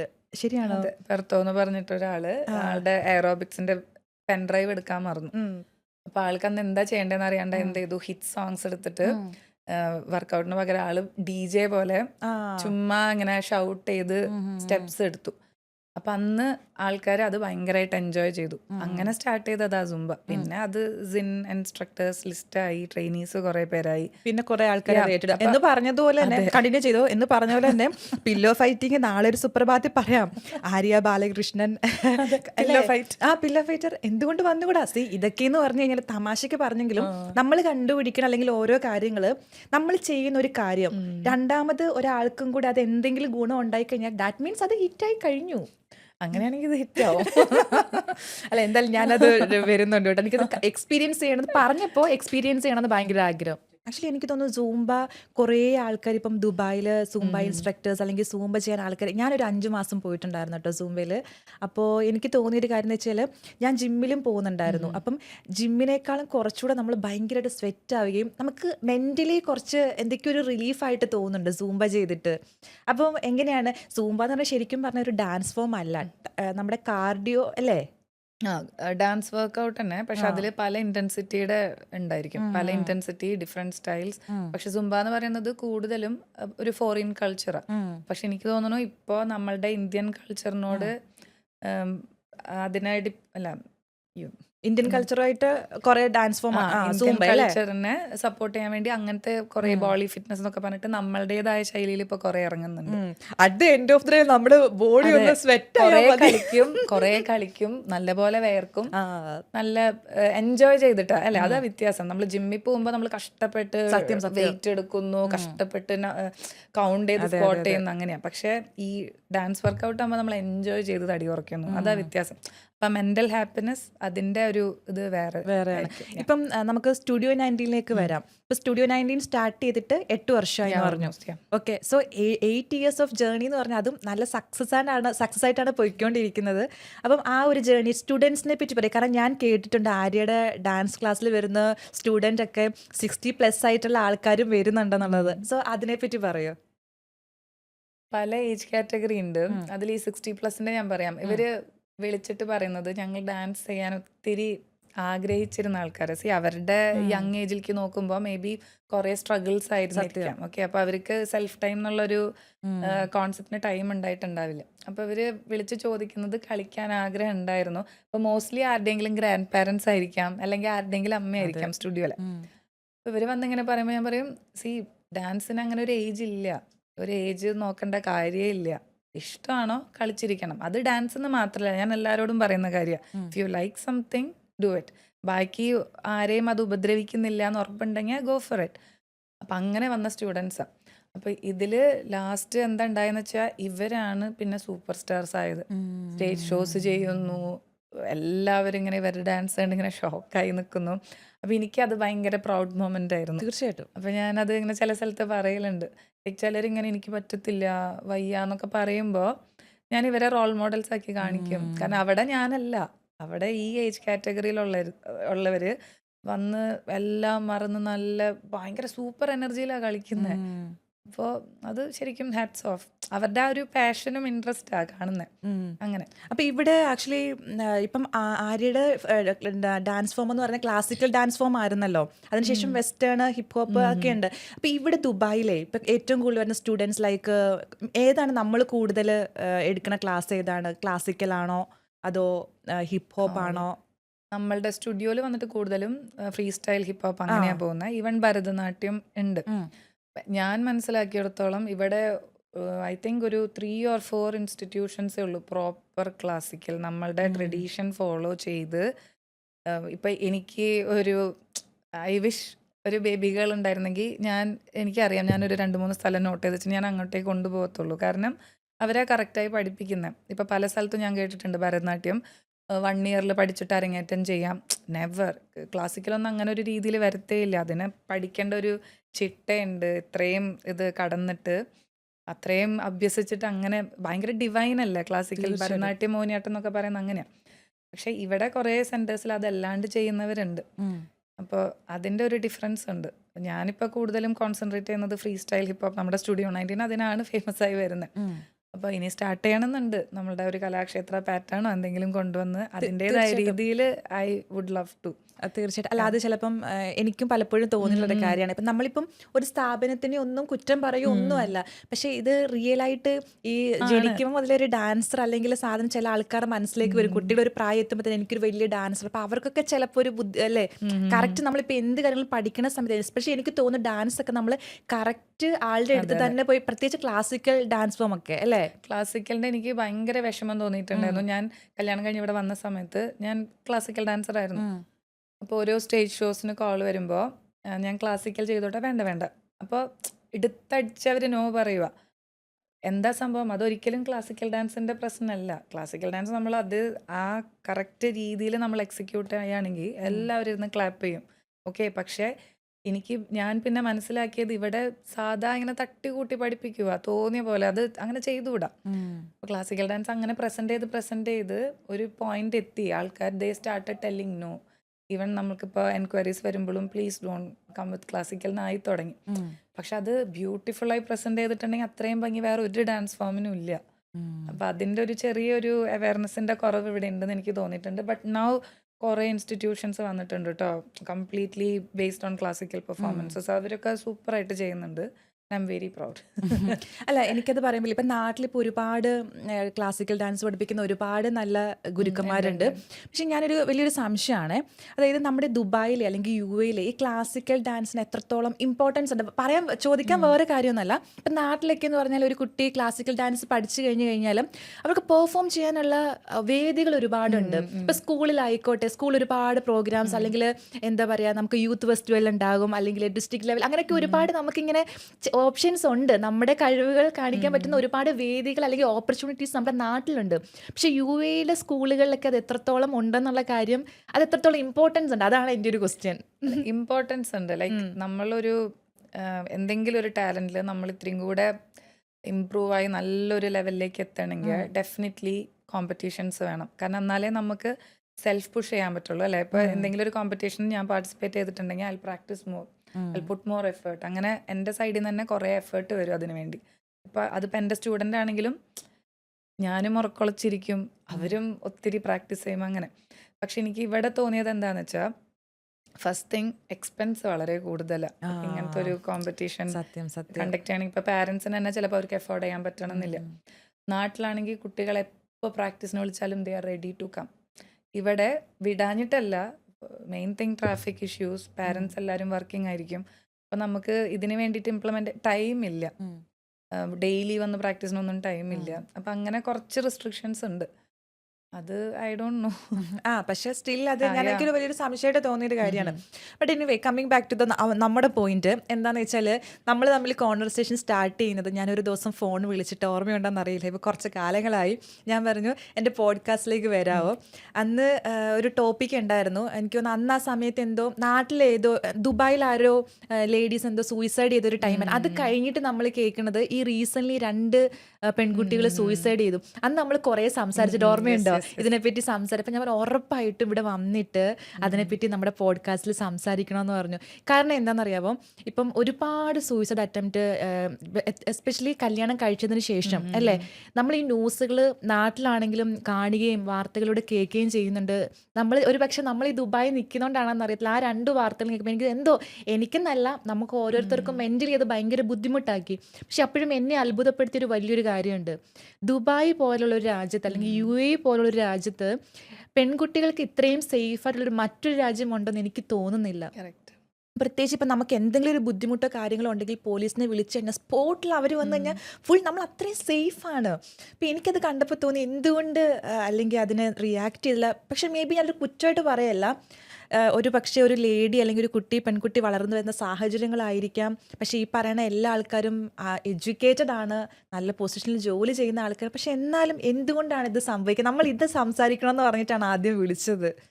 എന്നെ ഈ ഒരു ന്യൂസ് കുറേ നാളായിട്ട് അലട്ടുന്നുണ്ട് നാട്ടിൽ. If I am not wrong, before I think ഒരു 1 year ആയിട്ടുണ്ടാവും, ഒരു അമ്മ കുഞ്ഞിനെ എനിക്കത് പറയുമ്പോൾ തന്നെ ഭയങ്കര അപ്സെറ്റ് ആവും. 2 ഇഷ്യൂസ് അങ്ങനെ ഉണ്ടായിരുന്നു. അപ്പോൾ നമുക്കറിയില്ല, നമ്മൾ സോഷ്യൽ മീഡിയയിൽ അന്ന് കണ്ടത് എന്താണെന്ന് വെച്ചാൽ, ഈ അമ്മയ്ക്ക് ഒരു എക്സ്ട്രാ മാരിറ്റൽ അഫെയർ ഉണ്ടായിരുന്നു. എന്തോ ആയിക്കോട്ടെ, അങ്ങനെ ചെയ്തുകൂടല്ലോ, ഭൂമിയിൽ ജനിച്ചിട്ടുണ്ടോ ആ കുഞ്ഞിനെ അങ്ങനെ, അത് അമ്മയാണെങ്കിൽ പോലും ചെയ്യാൻ പാടില്ല. അപ്പം ഞാനിത് ഇങ്ങനത്തെ ഒരു ന്യൂസ് കേൾക്കുമ്പോൾ പിന്നെ 2-3 ദിവസം ഓർക്കില്ല. ആ സമയത്താണ് വിളിക്കുന്നത് ഈ പിന്നെ ഇവിടെ നടന്ന റീസെന്റ് ഇഷ്യൂസ്. ഞാനിതിനെക്കുറിച്ച് ഇങ്ങനെ സ്റ്റഡി നടത്തും. എനിക്ക് ശരിക്കും ഫസ്റ്റ് തിങ് കുഞ്ഞുങ്ങളെ സേഫാക്കി വെക്കുക എന്നുള്ളതായിരുന്നു. അത് ആരും എനിക്കറിയില്ല, ഒരു കുഞ്ഞിനെ കൊല്ലാന്നുള്ളത് അത് എത്രത്തോളം അവർ ചിന്തിച്ചെടുക്കുന്നുണ്ടെന്നുള്ളതാ. ജസ്റ്റ് ഒന്ന് ഗൂഗിളിൽ സെർച്ച് ചെയ്താൽ മതി, എത്ര ചൈൽഡ് വെൽഫെയർ കമ്മിറ്റീസ് ഉണ്ട് അല്ലെ, എത്ര അഡോപ്ഷൻ സെൻറ്റേഴ്സ് ഉണ്ട്. ഇപ്പോൾ അമ്മത്തൊട്ടിൽ, ബേബി ക്രാഡിൽ സിസ്റ്റം എന്ന് പറഞ്ഞിട്ട് മഹാരാഷ്ട്രയിലുണ്ടായിരുന്നു. ഇപ്പോൾ സെയിം കേരളയിലും ഉണ്ട്. അതായത് ഇപ്പം അമ്മയ്ക്ക് കുഞ്ഞിനെ നോക്കാൻ പറ്റുന്നില്ലെങ്കിൽ ഐ തിങ്ക് ഹോസ്പിറ്റൽസിലാണെന്ന് തോന്നുന്നുണ്ട് ബേബീനെ കൊണ്ട് അവിടെ ആക്കുക. ബട്ട് ലേറ്റർ ഓൺ ബേബീനെ ക്ലെയിം ചെയ്ത് വരാൻ പാടില്ല അവര്. അങ്ങനെ എന്തോ അതിലുണ്ട്. സി ആ കുഞ്ഞിന്റെ ജീവൻ എടുക്കാന്ന് അത്രയും ക്രൂവലായിട്ട് ചിന്തിക്കുന്നവർക്ക് ഇത് ചെയ്യാൻ ഈസി അല്ലേ? തീർച്ചയായിട്ടും മേ ബി ഒരു അഡോപ്ഷൻ സെന്ററിൽ പോയിട്ട് ആ ബേബിക്ക് നല്ലൊരു പാരന്റ്സിനെ കിട്ടിയാനല്ലേ? ഉറപ്പായിട്ടും അങ്ങനെ അതന്നെ ഭയങ്കരമായിട്ട് ഇതൊക്കെ അല്ല സീരിയസ്ലി എനിക്ക് ഈ ദുബായിൽ നിന്നുകൊണ്ട് ഒരു വാർത്ത കേട്ടപ്പം ആദ്യം ഒരു സൂയിസൈഡ് സംഭവിച്ചു. അത് കഴിഞ്ഞൊരു 2-3 ദിവസം കഴിഞ്ഞപ്പോഴേക്കും അടുത്തത്. അത് കഴിഞ്ഞിട്ട് എനിക്കൊന്നിപ്പോൾ 2 ആഴ്ച സംഭവം കഴിഞ്ഞിട്ട് ഇപ്പോൾ 2-3 ആഴ്ച കഴിഞ്ഞു. പെയ്യെ ആൾക്കാർ ഇത് മറക്കാൻ തുടങ്ങി. സോ ഞാൻ അതാണ് കഴിഞ്ഞ ദിവസം പറഞ്ഞത്. എന്തൊരു ന്യൂസ് അല്ലെങ്കിൽ ഒരു ലേഡി അല്ലെങ്കിൽ സൂയിസൈഡ് ചെയ്ത് കഴിഞ്ഞ് കഴിഞ്ഞാൽ ആദ്യത്തെ 2-3 ദിവസം വാർത്തകൾ ഉണ്ടാവും. പേരൻസ് വന്ന് പറയും എൻ്റെ മോൾക്ക് ഇത് സംഭവിച്ചു, എൻ്റെ മോൾക്ക് എന്താ പറയുക നിയമപരമായിട്ട് എല്ലാ ശിക്ഷയും കൊടുക്കണം. പക്ഷെ ആ പേരൻസിലേക്ക് ഞാൻ വരുന്നുണ്ട്. അപ്പോൾ ഇതൊക്കെ പറയുമെങ്കിലും ആ വാർത്ത 2-3 ദിവസം കഴിയുന്ന ആൾക്കാരിത് മറക്കും. 2-3 മാസം കഴിഞ്ഞ് അടുത്തത് പറയും അടുത്ത ലേഡി ഇന്ന സ്ഥലത്ത് ഒരു പെൺകുട്ടി സൂയിസൈഡ് ചെയ്തു, വീട്ടില് ഭർത്തൃ വീട്ടിൽ പീഡനം.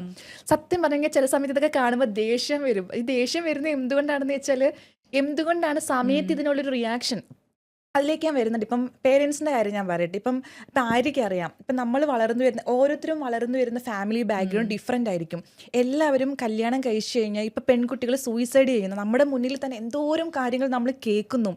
പേരൻസ് എന്തുകൊണ്ടായിരിക്കും ഒരു ആൾ മരിച്ചു കഴിഞ്ഞതിന് ശേഷമാണ് പേരൻസ് പറയുന്നത് എൻ്റെ മോൾ ഇങ്ങനെ പറഞ്ഞായിരുന്നു, എൻ്റെ മോൾ ഇത്രയും ബുദ്ധിമുട്ടുകൾ അവിടെ അനുഭവിച്ചിരുന്നു. കൂടുതലും അവർ സൊസൈറ്റീനെയാണ് നോക്കുന്നത്. ആൾക്കാരെന്ത് പറയും, വീട്ടുകാരെന്ത് പറയും എന്നുള്ളത്. അത് വിട്ട് മാറി ചിന്തിക്കേണ്ട. ഇത് ഇന്നോ ഇന്നലെയോ തുടങ്ങിയതല്ല, എത്രയോ കൊല്ലങ്ങളായിട്ട് തന്നെ നമ്മുടെ നാട്ടിൽ നടന്നുകൊണ്ടിരിക്കുന്നുണ്ട്. പക്ഷെ ഇത് നമുക്ക് ഞാൻ എപ്പോഴും പറയുന്ന കാര്യമാണ്, ലേഡീസ് നമ്മൾ സെൽഫ് ഇൻഡിപെൻഡൻ്റ് ആയിരിക്കണം. അത് എത്ര ആരെന്തൊക്കെ പറഞ്ഞാലും നമുക്കൊരു ജോബ് വേണം, സെൽഫ് ഇൻഡിപെൻഡൻ്റ് ആയിരിക്കണം. കാരണം കല്യാണം കഴിച്ച് പോകുന്നതെന്ന് പറയാൻ തന്നെ ഇപ്പൊ കാലം മാറി. ന്യൂ ജനറേഷൻ എങ്ങനെയാ, അവര് കല്യാണം കഴിയുമ്പോൾ തന്നെ അവരൊരു പുതിയ വീട്ടിലേക്ക് മാറും. എക്സ്പെൻസ് ഈക്വലി ഡിവൈഡ് ചെയ്യും. ഇപ്പൊ എന്റെ സിസ്റ്റർ അങ്ങനെയാ. ഒരാള് കുക്കിംഗ് ആണെങ്കിൽ ഒരാള് ക്ലീനിങ് അങ്ങനെയായി. അപ്പോൾ ഒരു ഈക്വാലിറ്റി എവിടെയോ വന്നു. ഇല്ലെങ്കിൽ എന്താ ഉണ്ടാവാന്ന് വെച്ചാൽ ഇപ്പൊ സ്റ്റുഡിയോയിലെ ടീൻസ് ഉണ്ട്, കുറെ ഗേൾസ് ഉള്ളത്. ഇവരോട് സംസാരിക്കുമ്പോൾ ആരും കല്യാണത്തിന് ഇൻട്രസ്റ്റഡ് അല്ല. അത് സൊസൈറ്റി അവരങ്ങനെ ആ ഒരു തോട്ടിലേക്ക് എത്തിച്ചതല്ലേ. അവർക്ക് ആർക്കും കല്യാണം കഴിക്കണ്ട, കാരണം കല്യാണം കഴിച്ച് ഇതൊക്കെയാണ് ജീവിതം എന്ന് എല്ലാവരുടെ മൈൻഡിൽ അങ്ങനെ വന്നേക്കുക. കുറച്ച് ബാക്കിലോട്ട് പോകുമ്പോൾ യെസ് ഗേൾസ് കുറച്ച് അഡ്ജസ്റ്റ് ചെയ്യണമായിരുന്നു, അങ്ങനത്തെ ഒരു ചിന്താഗതിയായിരുന്നു. പക്ഷെ ഇപ്പൊ അതിൽ തൂങ്ങിപ്പിടിച്ചിട്ട് ഒരു കാര്യമില്ല. എനിക്ക് പറയാനുള്ളത് പെൺകുട്ടികളോടാ, എന്തോ ആയിക്കോട്ടെ. ഇപ്പോൾ പാരൻസ് പറയാ തിരിച്ചു വരണ്ട, അവർക്ക് ജീവിച്ചുകൂടെ നാട്ടിൽ. ഇതുമാതിരി ഈ കുട്ടികൾക്ക് ഇപ്പം ഞാൻ പറഞ്ഞ പോലെ ചൈൽഡ് വെൽഫെയർ കമ്മിറ്റി, അതുപോലെ സഖി, അങ്ങനെ കുറേ നമ്മളുടെ ലേഡീസിന് വേണ്ടിയിട്ട് കുറേ അസോസിയേഷൻസ് ഉണ്ട്. എന്ത് വന്നാലും പഠിക്കുക, ഒരു ജോലി മേടിക്കുക. ഇങ്ങനെ എന്താ പറയുക, ടോർച്ചർ ഇതിനൊന്നും നിന്ന് കൊടുക്കേണ്ട ആവശ്യമില്ല. അത് വെരി ഫസ്റ്റ് ടൈം നമ്മൾ എന്തെങ്കിലും ചെയ്യുകയാണെങ്കിൽ അപ്പം സേനോ വേണമെങ്കിൽ കൗൺസിലിംഗ് ചെയ്ത് റെഡിയാക്കാൻ നോക്കാം. എന്നിട്ടും ഓക്കെ അല്ലെങ്കിൽ ഗോ ഫോർ എ ഡിവോഴ്സ്.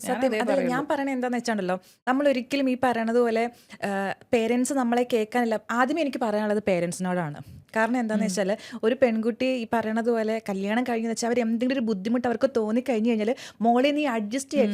ഇത് ഒരു ടൈം തൊട്ട് എനിക്കൊന്ന് എൻ്റെ ഓർമ്മ വെച്ചുള്ള കാലം തൊട്ട് ഞാൻ കേൾക്കുന്ന ഒരു കാര്യമാണ്. അഡ്ജസ്റ്റ് ചെയ്യുന്നൊരു സാധനം. എന്തിനു അഡ്ജസ്റ്റ് ചെയ്യണം? നമ്മളെപ്പോഴും ആൾക്കാർ വിചാരിക്കുന്നത് സൊസൈറ്റി എന്ത് വിചാരിക്കും, അവരെന്ത് വിചാരിക്കും. ഈ പറയുന്ന ആൾക്കാരൊന്നും നമ്മുടെ കൂടെ ഉണ്ടാവില്ല ഫസ്റ്റ് ഓഫ് ഓൾ. അപ്പം പേരൻസിനോടാണ് ആദ്യം പറയാനുള്ളത്. ഒരു പെൺകുട്ടിക്ക് അവരുടെ മക്കൾക്ക് എന്തെങ്കിലും ഒരു പ്രശ്നം വന്നു കഴിഞ്ഞാൽ ഒന്നും നോക്കണ്ട, ഇങ്ങ് പോര്. ആ ധൈര്യമാണ് ഓരോ ആൾക്കാർക്കും വേണ്ടത്. പിന്നെ മറ്റൊരു കാര്യം എന്താ പറയുക, ഇത് ഒരാൾ സൂയിസൈഡ് ചെയ്യുമ്പം മറ്റേ ആൾക്കാർക്ക് ആക്ച്വലി ഇത് ഫോളോ ചെയ്തങ്ങ് പോവുക. ഓക്കെ, ഇന്ന ആൾ സൂയിസൈഡ് എന്നാൽ പിന്നെ എനിക്കും സൂയിസൈഡ്. ഒരു പ്രശ്നം വരുമ്പോൾ ചിന്തിക്കുന്നത് ഇപ്പുറത്ത് സൂയിസൈഡ് ചെയ്ത ആൾക്കാരെയാണ്, അതല്ല ചിന്തിക്കേണ്ടത്. ഇപ്പുറത്ത് ഇതിനേക്കാൾ വലിയ പ്രശ്നമുള്ള ആള് ജീവിച്ച് കാണിച്ച് സക്സസ് ആയതാണ് നമ്മൾ ഫോളോ ചെയ്യേണ്ടത്, അല്ലേ? കറക്റ്റ്. അല്ല, ഞാൻ ആലോചിക്കുന്നത് ഈ സൂയിസൈഡ് ചെയ്യണമെങ്കിൽ തന്നെ ഒരു ധൈര്യം വേണ്ടേ, അല്ലേ? ഒന്നില്ലെങ്കിൽ ഹാങ് ചെയ്യണമെങ്കിൽ ഒരു ധൈര്യം വേണം, ചാടണമെങ്കിൽ ഒരു ധൈര്യം വേണം. ഐ തിങ്ക് ആ ധൈര്യത്തിന്റെ ഒരു പകുതി മതി ജീവിച്ച് സക്സസ് ആവാൻ ശരിക്കും. ഇപ്പൊ ഈ നേരത്തെ പറഞ്ഞ പോലെ പാരൻസിന്റെ കാര്യം പറഞ്ഞില്ലേ, കുറേ സ്ഥലത്ത് ഞാൻ കണ്ടിട്ടുള്ളതാ. കല്യാണം കഴിച്ചു, ഇപ്പൊ പെൺകുട്ടി പറയാം എനിക്ക് അഡ്ജസ്റ്റ് ചെയ്യാൻ എനിക്ക് പറ്റുന്നില്ല. ഒരു കുഞ്ഞാവുമ്പോൾ ശരിയായിക്കോളും. എല്ലാവരും പറയുന്ന ഫസ്റ്റ് ഡയലോഗ് അതാ, ഒരു കുഞ്ഞാവുമ്പോൾ ഒന്നില്ലെങ്കിൽ അവൻ ശരിയായിക്കോളും അല്ലെങ്കിൽ അവൾ ശരിയായിക്കോളും. എന്നിട്ട് ഓൾറെഡി ഇത്രയും പ്രശ്നങ്ങളും ഫൈറ്റ്സും നടക്കുന്നതിൻ്റെ ഇടയിൽ ഒരു ചെറിയ ആളും കൂടെ വരും. പിന്നെ ഇവർ 3 പേര് തമ്മിലായി. ഇത് ഫൈനലി എഫക്റ്റ് ചെയ്യുന്നത് ആ കുഞ്ഞിനെ ആയിരിക്കും. ഓക്കെ, അപ്പോൾ എപ്പോഴും നമ്മളുടെ സേഫ്റ്റിനെ കൺസിഡർ ചെയ്യുക. നമുക്ക് എന്താണോ നമ്മളുടെ മെൻ്റൽ വെൽബീങ്, നമ്മളുടെ ഹാപ്പിനെസ് എന്താന്ന് നോക്കിയിട്ട് നെക്സ്റ്റ് സ്റ്റെപ്പിലേക്ക് പോവാം. ബാക്കി ആര് പറയുന്നതും മൈൻഡിലേക്ക് എടുക്കരുത്. അത് എന്തോ ആയിക്കോട്ടെ. ചിലപ്പോൾ പാരൻസ് പറയുന്നതൊക്കെ കസിൻസിനെ നോക്കിയിട്ടാ അല്ലേ? തീർച്ചയായിട്ടും. പിന്നെ അവർക്ക് അവരുടെ ആ ഒരു സ്റ്റാറ്റസ് അതുമുണ്ട്. കുറെ വളരെ റയർ ആയിട്ടുള്ള പാരന്റ്സിനെ ഞാൻ കണ്ടിട്ടുള്ളൂ. അല്ല, അതിൽ എടുത്തു വളരെ റെയർ എന്ന് പറയുമ്പോഴത്തേക്ക് അതിലെടുത്ത് എൻ്റെ പേരൻസ് ചിലപ്പോൾ അവരിത് പോഡ്കാസ്റ്റ് കേൾക്കുമ്പോഴേ അവർ പറയും, എടി ഞങ്ങൾ ഇങ്ങനെ അല്ലല്ലോ. സീരിയസ്ലി ഞാൻ പറയുകയാണെ, എൻ്റെ പേരൻസ് എല്ലാവരും ചോദിക്കുന്ന ഒരു കാര്യമാണ്. ഇന്ന് ഈ നിമിഷം വരെ, അല്ലെങ്കിൽ ഇപ്പം സാധാരണ ഒരു പെൺകുട്ടി ഒരു 10-23 വയസ്സ് കഴിയുമ്പോൾ തൊട്ട് വീട്ടിലിങ്ങനെ, അല്ലെങ്കിൽ സൊസൈറ്റി എന്ത് പറയുന്നതായിട്ട് പേരൻസ് ഫോഴ്സ് ചെയ്തിട്ടുണ്ട്. എൻ്റെ അപ്പനും അമ്മയും, പ്രത്യേകിച്ച് എൻ്റെ അപ്പം പറഞ്ഞൊരു കാര്യമുണ്ട്, നിനക്ക് കല്യാണം കഴിക്കാൻ തോന്നുവാണെങ്കിൽ കല്യാണം കഴിച്ചാൽ മതി. സാധാരണ എപ്പോഴും പേരൻസ് തിരിച്ചല്ലേ പറയാം.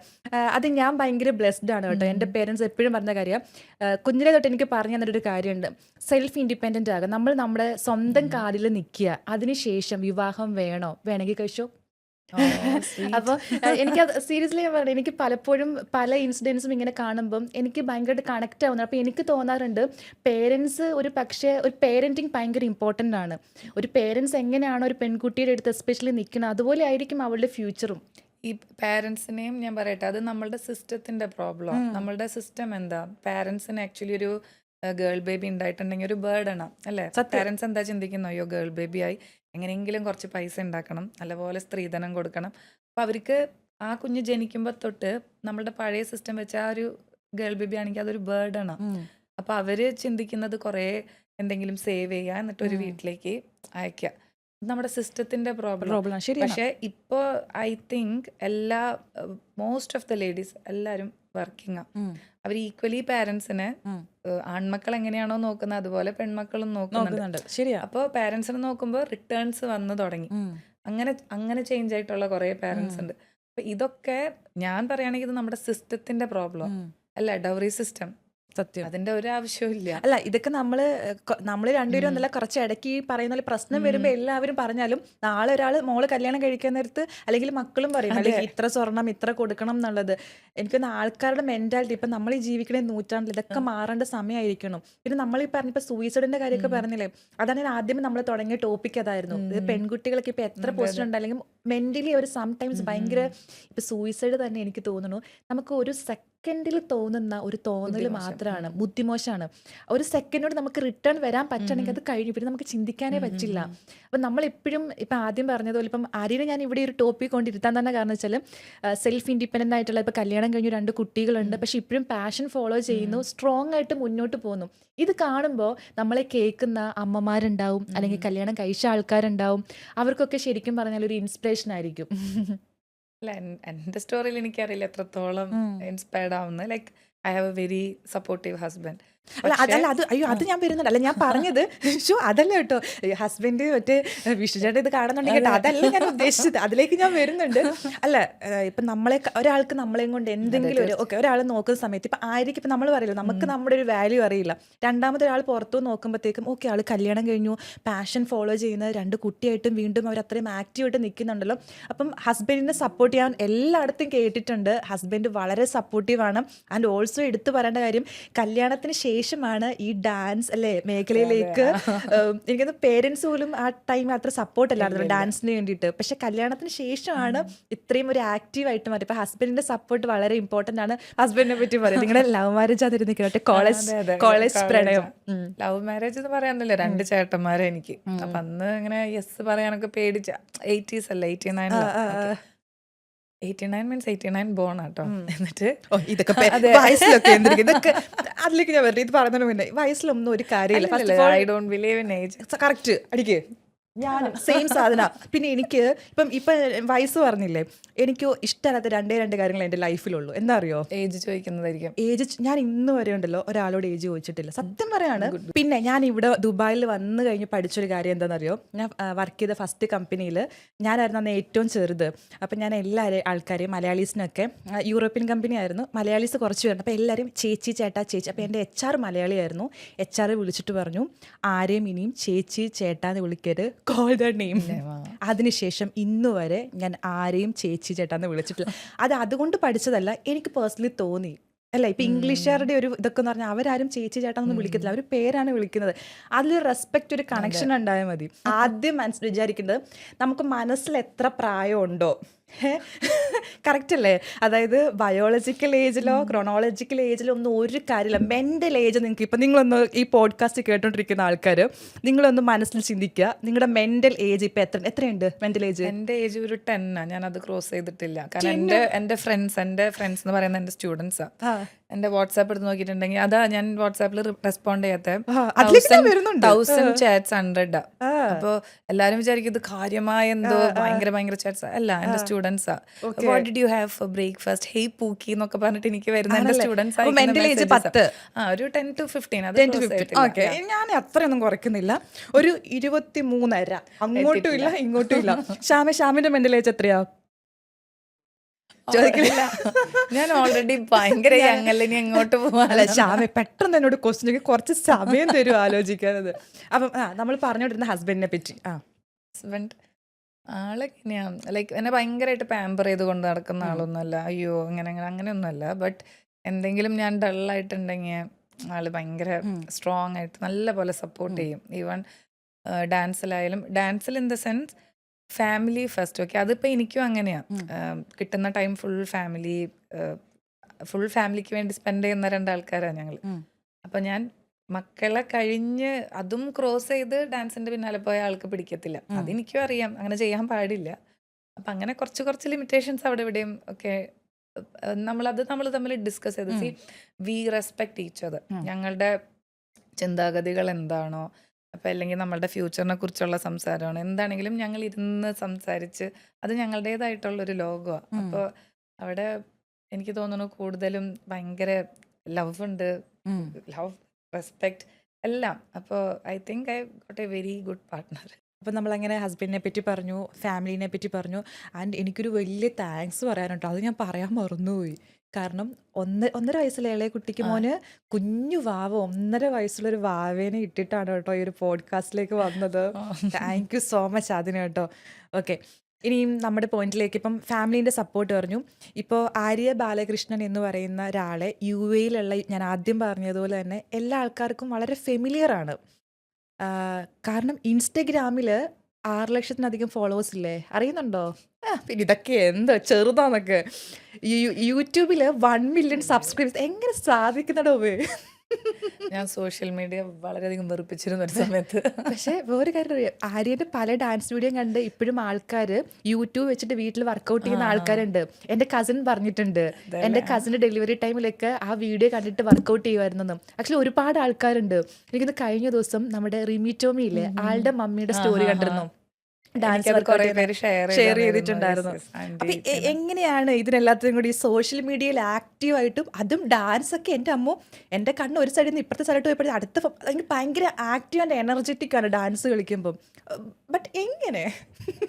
എനിക്കറിയില്ല, ഞാൻ ഡാൻസിലേക്ക് ടൂ മച്ച് ഇൻവോൾവ് ആണ്. എൻ്റെ ഇടയ്ക്ക് എനിക്ക് തോന്നും, ദൈവമേ ഡാൻസ് ഇല്ലായിരുന്നെങ്കിൽ ഞാൻ എന്ത് ചെയ്തേനെന്ന് വരെ ചിന്തിക്കും.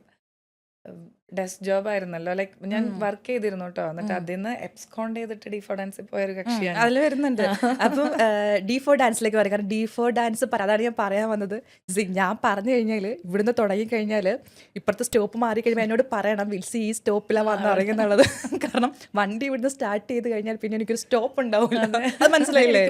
മനസ്സിലായി. പിന്നെ ഞാൻ ആദ്യമേ പറഞ്ഞു എനിക്ക് ക്വസ്റ്റ്യൻ പ്രിപ്പയർ ചെയ്തിട്ടില്ല, ക്വസ്റ്റ്യൻ ആൻസർ വേണ്ട, നമുക്ക് കണക്റ്റ് ആയിട്ട് അങ്ങ് പോകാന്നുള്ളത്. അപ്പോൾ എല്ലാവർക്കും അറിയാവുന്നത് ഇപ്പോഴും ഇത്രയൊക്കെ സോഷ്യൽ മീഡിയയിൽ ഫോളോവേഴ്സ് ഉണ്ട്, അതൊക്കെ ശരി തന്നെ. പക്ഷെ D4 ഡാൻസ് ആര്യ ആ ഒരു ഐഡൻറ്റിറ്റി അല്ലെങ്കിൽ അതിൽ നിന്നുണ്ടാക്കിയ ഒരു ഇമ്പാക്റ്റ് അല്ലെങ്കിൽ ഇമേജ് സ്റ്റിൽ ആൾക്കാരുടെ മനസ്സിൽ. എനിക്ക് D4 ഡാൻസ് ഇപ്പോൾ കഴിഞ്ഞിട്ട് എത്ര വർഷമായിട്ടുണ്ടാവും? 2015. 10 years. പക്ഷെ ഇപ്പോഴും ഇല്ലേ, നമുക്ക് അന്നത്തെ ഒരു ടൈമിൽ റിയാലിറ്റി ഷോസ് ഉണ്ടല്ലോ, D4 dance, idea star singer അല്ലേ, പിന്നെ മറ്റേ പഴയ ആൽബംസ് ഒക്കെ, ആൽബം സോങ് പിന്നെ വേറുണ്ടല്ലോ ഏഷ്യാനെറ്റിലെ കുറേ പരിപാടിയുള്ള വൈകുന്നേരത്തെ. ഇപ്പൊ കുറെ ആൾക്കാർ നെസ്റ്റ് പറഞ്ഞ് അങ്ങനത്തെ വീഡിയോസ് ഒക്കെ ഇടുന്നുണ്ട്. അതുപോലെ ഒരു പ്രോഗ്രാമാണ് D4 ഡാൻസ്. കാരണം ആ ഒരു ഷോയുടെ ഒരു പാറ്റേൺ എൻറ്റയർലി ഡിഫറെൻ്റ് ആയിരുന്നു. പിന്നെ എനിക്ക് അന്നത്തെ സമയത്ത് നമുക്ക് ഫോണില്ല, വേറെ ഒന്നുമില്ല, നമ്മൾ ഈ TV-യുടെ മുന്നിൽ തന്നെയാണ്. ആ ഷോയ്ക്ക് കിട്ടിയ ഒരു ആൾക്കാരുടെ ഒരു സ്വീകാര്യത ഭയങ്കര വലുതായിരുന്നു. D4 ഡാൻസിലേക്ക് എത്തിയ നമ്മൾ സ്റ്റാർട്ടിങ് പറഞ്ഞു, കോളേജിൽ നിന്ന് ഉള്ള അത് കഴിഞ്ഞിട്ടുള്ളൊരു ജേർണി പറയോ D4 ഡാൻസ്? അത് കഴിഞ്ഞിട്ട് നേരെ വെഡിങ് ആയിരുന്നല്ലോ. അല്ലെന്ന് മറ്റേത് ഡിഫോ ഡാൻസ് കയറി കഴിഞ്ഞോട്ടെ പിറ്റേ ദിവസമായിരുന്നു വെഡിങ്. ഓ ഡിഫോ ഡിഫോ ഡാൻസിൽ ഡാൻസിന്റെ ഒരുപാട് നല്ല എക്സ്പീരിയൻസ് പെർഫോമൻസ്, ബിക്കോസ് ഞാനത് കണ്ടിട്ടുണ്ട് യൂട്യൂബിൽ. ഡിഫോ ഡാൻസിന്റെ വീഡിയോസ്, പെർഫോമൻസ്, എന്താ പറയുക, ഒരുപാട് ആൾക്കാരുടെ ഒരു സപ്പോർട്ട്, കുറേ സാധനമുണ്ട്. ആ ഒരു experience. And also I heard about D four ഡാൻസിൽ കൊറിയോഗ്രാഫർ ഒന്നും ആരും ഹെൽപ്പ് ചെയ്യാനുണ്ടായിരുന്നില്ല സ്റ്റാർട്ടിങ്. ഞാൻ തന്നെത്താനെ മറ്റേ സാധനം സെൽഫായിട്ട് ഞാൻ എന്നെക്കൊണ്ടെല്ലാം പറ്റും. അതാണ് ഞാൻ ചോദിച്ചത്. എനിക്ക് എൻ്റെ ഫസ്റ്റ് ടൈം എക്സ്പീരിയൻസ് ആയിരുന്നു അത്, ചാനൽ ഷോ. ഉം. അപ്പോൾ ഓഡിഷൻ എവിടേക്കോ എൻ്റെ ലൈഫിൽ എനിക്ക് എപ്പോഴും ഫീൽ ചെയ്യുന്ന ഒരു കാര്യമാണ് ഹാർഡ് വർക്ക് പേസ് ഓഫ് എന്ന് പറയില്ലേ. അപ്പം അങ്ങനെ പിന്നെ കർമ്മ, ഇത് രണ്ടിലും വളരെയധികം വിശ്വസിക്കുന്ന ഒരാളാണ് ഞാൻ. എവിടേക്കോ എനിക്ക് ഞാൻ തന്നെ ഇങ്ങനെ എന്നോട് പറയും ഗോഡ് എന്നെ കുറേ ഹെൽപ്പ് ചെയ്യുന്നുണ്ടെന്ന്. കാരണം ഡിഫോ ഡാൻസിലേക്ക് ഓഡിഷന് കയറുന്നത് തന്നെ എൻ്റെ ഒരു ഫ്രണ്ട് ത്രൂവാ. ആളാണ് എൻ്റെ ഡാൻസ് വീഡിയോസ് ഉള്ള CD മഴവിൽ മനോരമയ്ക്ക് അയച്ചു കൊടുക്കുന്നത്. അന്ന് എനിക്ക് ഹോസ്റ്റലില്ല, TV ഒന്നുമില്ല. And I didn't even know. അയച്ചു കൊടുത്തു. പെട്ടെന്ന് എനിക്ക് മെയിൽ വന്നു, യു ആർ സെലക്റ്റഡ് എന്ന് പറഞ്ഞ്. വീട്ടിൽ അന്ന് എന്തോ ഭാഗ്യത്തിന് വിച്ചുവായിട്ടുള്ള കല്യാണം ഉറപ്പിച്ച് വെച്ചേക്കുന്ന സമയം. വിച്ചുവിൻ്റെ പാരൻസ് ഭയങ്കര സപ്പോർട്ടാണ്, വിച്ചുവിൻ്റെ ഫാമിലി. അവരെ വിളിച്ച് പറഞ്ഞ് കൊച്ചു പോയിക്കോട്ടെ എന്നുള്ള മട്ടിൽ അങ്ങനെ പോയി. അവിടെ ചെന്ന് നിന്നപ്പോൾ എനിക്ക് തോന്നുന്നു അന്ന് 1000+ എൻട്രീസ് ഉണ്ടായിരുന്നു. അവരുടെ ഫസ്റ്റ് ടീസറിലുണ്ടായിരുന്നു ഇത്രയും ക്രൗഡ് വന്ന ഗേറ്റിൽ ഇങ്ങനെ ജേർക്ക് ചെയ്യുന്നു. അയ്യോ ഞാൻ അങ്ങോട്ട് ഇല്ല, ഒരു കുഴപ്പമില്ല. ഗേറ്റിൽ അത്രയും ക്രൗഡ് വന്നിട്ടുള്ള അങ്ങനെ ഒരു വീഡിയോ ടീസർ ഉണ്ടായിരുന്നു. അപ്പൊ അത് ഞാൻ ശരിക്കും ലൈവായിട്ട് കാണുക. എങ്ങനെയോ എന്നിട്ട് ലാസ്റ്റ് 27 സെലക്ഷൻ കിട്ടി. പിന്നെ മനസ്സിലാവുന്ന എല്ലാ പെർഫോമൻസും അവരൊരു കൊറിയോഗ്രാഫറേയും വെച്ചാ വന്നിട്ടുള്ളത്. ഞാൻ മാത്രം ഇങ്ങനെ ഒറ്റത്തടിയായിട്ട് അവിടെ ഇങ്ങനെ. എങ്ങനെ ഒരു പ്രത്യേകിച്ച് എനിക്ക് സമ്മതിക്കണം കേട്ടോ. കാരണം വീട്ടുകാർ അത്ര സപ്പോർട്ടീവ് അല്ല. നമുക്കിപ്പം ബാക്കിയുള്ളവരുടെ സപ്പോർട്ടില്ല, വീട്ടുകാർ സപ്പോർട്ട് അല്ല എന്നുണ്ടെങ്കിൽ അതും ചെറിയ പ്രായം കൂടിയാണ്. എന്നിട്ടും സ്വന്തമായിട്ട് ഇതൊക്കെ ചെയ്യാൻ പറ്റും എന്നൊരു ഇത് എങ്ങനെയാണ് തോന്നിയത്? എന്നെ അതിലെ പ്രൊഡ്യൂസർ ഒത്തിരി ഹെൽപ്പ് ചെയ്തിട്ടുണ്ട്, യമുന ചേച്ചി. ഞാൻ ഇപ്പോഴും കോണ്ടാക്റ്റിലുണ്ട്. ലൈക്ക് ഞാൻ പറയും, ഞാൻ ഇവിടെ എത്താനുള്ള ഒരു one of the main reason Yamuna ചേച്ചി. കാരണം അച്ഛൻ ഓൾറെഡി അന്ന് അവിടെ വെച്ച് പറഞ്ഞു ഡുവറ്റ് ഡാൻസോ കളിക്കാൻ പറ്റില്ല എന്ന് പറഞ്ഞ് ഭയങ്കര സീൻ ഉണ്ടാക്കില്ലായിരുന്നു ആ സമയത്ത്. അപ്പോൾ യമുന ചേച്ചി പോയി അച്ഛനോട് പേഴ്സണലി സംസാരിച്ചു. അങ്കിൾ ഇവിടെ ആണുങ്ങളായിട്ട് തന്നെ കളിക്കണം എന്നൊന്നുമില്ല, കുഞ്ഞു ചെക്കന്മാരുണ്ട്. അന്ന് പ്രജുലൊക്കെ ചെറുതാ. അപ്പോൾ പ്രജുലായിട്ടായിരുന്നു എൻ്റെ ഫസ്റ്റ് ഡാൻസ്. പിന്നെ അച്ഛനും അതിലേക്ക് എത്തി തുടങ്ങിയപ്പോൾ അച്ഛന് മനസ്സിലായി ഇത് സേഫാണ്. പണ്ട് എന്ന് പറഞ്ഞാൽ ഡാൻസേഴ്സിന് ഒരു ചെറിയ ബാഡ് നെയിം അല്ലേ, പൊതുവെ ആൾക്കാർക്ക് ഡാൻസ് കളിച്ച ആ ഒരു ആറ്റിറ്റ്യൂഡിലാണ് പണ്ട്. അപ്പം അച്ഛൻ അവിടെ വന്ന് അവരുടെ കൂടെയൊക്കെ ഒന്ന് ഇടപെട്ട് തുടങ്ങിയപ്പോൾ അച്ഛന് മനസ്സിലായി തുടങ്ങി ദിസ് ഇസ് സീരിയസ്, അതിന് അതിൻ്റേതായിട്ടൊരു വാല്യൂ ഉണ്ട്. ആൻഡ് മഴവിൽ മനോരമ അന്ന് ഭയങ്കര സേഫ് ഒരു ചാനലായിരുന്നു. ലൈക്ക് നമ്മളുടെ യമുന ചേച്ചി, ഷി വാസ് വെരി സ്ട്രിക്റ്റ്. എല്ലായിടത്തും നമ്മൾ ഭയങ്കരമായിട്ട് ഒബ്സർവ് ചെയ്യും, നല്ല പോലെ ഗൈഡ് ചെയ്യും. അങ്ങനെ നല്ലൊരു പ്ലാറ്റ്ഫോം ആയിരുന്നു. അപ്പോൾ അവരും ഇങ്ങനെ അതൊരു കുറേ പേരുടെ സപ്പോർട്ടാണ് എനിക്ക്. അത് കഴിഞ്ഞ് ഒരു 2-3 എപ്പിസോഡ്സ് കഴിഞ്ഞപ്പോൾ പതുക്കെ കൊറിയോഗ്രാഫേഴ്സ് തന്നെ വന്നിട്ട് പറഞ്ഞു come we will help you എന്ന് പറഞ്ഞിട്ട് 2-3 കൊറിയോഗ്രാഫേഴ്സ് അങ്ങനെ കൊറിയോ ചെയ്ത് തന്നിട്ടുണ്ട്. അപ്പോൾ ഞാൻ വിശ്വസിക്കുന്നത് എന്തോ ഒരു ദൈവാധീനം. ഞാൻ ഹാർഡ് വർക്ക് ചെയ്യും കേട്ടോ, ഞാൻ ഇപ്പോഴും നല്ല പോലെ ഹാർഡ് വർക്ക് ചെയ്യുന്ന ഒരാളാണ്. സൈഡിൽ കൂടെ ഇങ്ങനെ ചെറിയ ചെറിയ സപ്പോർട്ടുകളൊക്കെ വരുമ്പോൾ അതിൻ്റെ ഔട്ട്പുട്ട് നല്ല പോലെ വന്നു. പക്ഷേ ഈ ഡിഫോ ഡാൻസിൽ ക്വിറ്റ് ചെയ്യണ ഒരു സമയം ഞാൻ അതേപറ്റി കേട്ടിട്ടുണ്ട്. അതെങ്ങനെയാണ്? കാരണം അത്രയും നന്ന മിടുക്കിയായിട്ട് ഇഷ്ടപ്പെട്ട കാര്യങ്ങൾ ഇത് ആരുടെയും സപ്പോർട്ട് പോലും ഇല്ലാതെ ഒറ്റയ്ക്കാണെന്ന് ആലോചിച്ച് വെക്കണം. എന്തുകൊണ്ടാണ് ക്വിറ്റ് ചെയ്യാനുള്ള റീസൺ എന്തായിരുന്നു? കല്യാണത്തിന്റെ സമയം അല്ല, ആയതുകൊണ്ടാണോ? കല്യാണം പറഞ്ഞിട്ടാണ് ഞാൻ ക്വിറ്റ് ചെയ്തത്. പക്ഷെ അന്ന് മെന്റലി അച്ഛനമ്മയും അതിന് റെഡി ആയിരുന്നില്ല. എത്ര വന്നാലും അവർക്ക് ഇതിനൊരു ഓട്ടോ ലൈക്ക് നമ്മുടെ ഒരു ഷൂട്ട് എന്ന് പറയുമ്പോൾ 4-5 എപ്പിസോഡ്സ് ഷൂട്ടിങ്ങാണ്. അപ്പോൾ നമ്മൾ ആ 20 days കൊണ്ട് ഒരു 4 എപ്പിസോഡിനുള്ള ഡാൻസസ് പഠിച്ചിരിക്കണം, കൊറിയോഗ്രഫി. അപ്പോൾ ഇതിന് പല സ്ഥലത്ത് ട്രാവൽ ചെയ്ത് പോകണം. അപ്പോൾ അവിടെ അന്ന് ഞാൻ ഓൾറെഡി അന്ന് 25. അപ്പോൾ എൻ്റെ അമ്മ അച്ഛനും ബാക്കിയുള്ള പാരൻസിൻ്റെ പോലെ അത്രയും യങ് ആയിരുന്നില്ല ഇതിനിങ്ങനെ ഓടി നടക്കാൻ വേണ്ടിയിട്ട്. ആൻഡ് ഐ കുഡ് സീ അവർ ഇങ്ങനെ ടയേർഡ് ആവുന്നുണ്ടായിരുന്നു. അമ്മ ആക്ച്വലി ഓൾറെഡി ആ സമയത്ത് ഇങ്ങനെ ഡൗണാണ്. പിന്നെ ലാസ്റ്റൊക്കെ ആയപ്പോൾ ഒരാൾ പുറത്തിരുന്ന് പ്രാർത്ഥിക്കുക ഔട്ട് ആവണേ എന്ന് എൻ്റെ അമ്മ. അങ്ങനെ ക്വാർട്ടർ ഫൈനൽസ് എത്തിയപ്പോൾ എനിക്ക് തന്നെ തോന്നി മതി നിർത്താമെന്ന്. ഇടയ്ക്ക് തോന്നും അതന്ന് അങ്ങനെ ഒരു ഡിസിഷൻ എടുക്കണ്ടായിരുന്നു എന്ന് തോന്നും. പക്ഷെ ഞാൻ പറയട്ടെ, അതിപ്പം പറയുമ്പോൾ ഇങ്ങനെ പറഞ്ഞാൽ അന്നത്തെ മനസ്സിൽ എത്രത്തോളം അതൊരു പെയിൻഫുൾ ആയിട്ടുള്ളൊരു കാര്യമാണെന്നുള്ളത് നമുക്ക് മനസ്സിലാവും. ഞാൻ GP-നോട് എല്ലാവരോടും ഞാൻ പറഞ്ഞു എന്നോട് അധികം ക്വസ്റ്റ്യൻ ചോദിക്കരുത്, എനിക്ക് കരഞ്ഞിട്ട് ഇവിടെ നിന്ന് പോകണ്ടെന്നും പറഞ്ഞിട്ടാണ് ഞാനൊന്ന് സ്റ്റേജിൽ കയറിയത്. കാരണം ഞാൻ അത്രയ്ക്ക് സ്ട്രഗിൾ ചെയ്തിട്ട് എനിക്ക് ശരിക്കും പറയാം, ഞാൻ ഒറ്റയ്ക്ക് വഴിവെട്ടി വന്നതാന്ന് പറയില്ല, അതുമാതിരി ആരുടെയും സപ്പോർട്ടില്ല, ഒറ്റയ്ക്ക് ചില കൊറിയോ ചില റൗണ്ടിൽ ഞാൻ സ്പോട്ടിൽ കളിച്ചിട്ടുണ്ട്. മ്യൂസിക് തലേന്നൊക്കെ ആയിരിക്കും എഡിറ്റ് ചെയ്ത് കിട്ടുക. ഞാൻ സ്പോട്ട് കൊറിയോ ചെയ്തിട്ടുണ്ട് സ്റ്റേജിൽ. ജസ്റ്റ് ഇമാജിൻ ഒരു വലിയ റിയാലിറ്റി ഷോയില് spot choreo. But I think അതൊക്കെ എന്നെ ഹെൽപ്പ് ചെയ്തു. എന്നെ ഒന്ന് മോൾഡ് ചെയ്തെടുക്കാൻ അതൊക്കെ എന്നെ ഹെൽപ്പ് ചെയ്തിട്ടുണ്ട്. ഈവൺ ഇപ്പോൾ ഇവിടെ ട്രെയിനിങ് ആയാലും I know how to train. പിള്ളേരുടെ മൈൻഡ് സെറ്റ് എങ്ങനെയാണെന്ന് അറിയാം. എന്നെ എല്ലാം ഹെൽപ്പ് ചെയ്തിട്ടുണ്ട്. എന്തൊക്കെ നടന്നിട്ടുണ്ടോ ഞാൻ ഒന്നിനെയും കുറ്റപ്പെടുത്തുന്നില്ല. Everything help me to be a better person. Hats off കേട്ടോ. കാരണം എന്താണെന്ന് വെച്ചാൽ അല്ല ഇപ്പം അതിൽ റിഗ്രറ്റ് ചെയ്യേണ്ട ആവശ്യമൊന്നുമില്ല. ഒരു പക്ഷേ അതിൽ നിന്ന് ഇറങ്ങി ഇപ്പോഴും ആൾക്കാർ സ്വീകരിക്കുന്നില്ലേ. ഒരു പക്ഷേ ഇപ്പം ഈ റിയാലിറ്റി ഷോയിൽ അവിടെ അന്നൊരു ഫസ്റ്റ് ടോപ്പിൽ എത്തിയാൽ പോലും ഒരു പക്ഷേ ചിലപ്പോൾ ഇത്ര സ്വീകരി കിട്ടണം എന്നില്ല. പക്ഷെ ആൾക്കാർ ഇപ്പോഴും അറിയുന്നുണ്ടല്ലോ. അപ്പം അത് മാത്രമല്ല അവിടുന്ന് അത് നിർത്തിയിട്ടില്ലല്ലോ.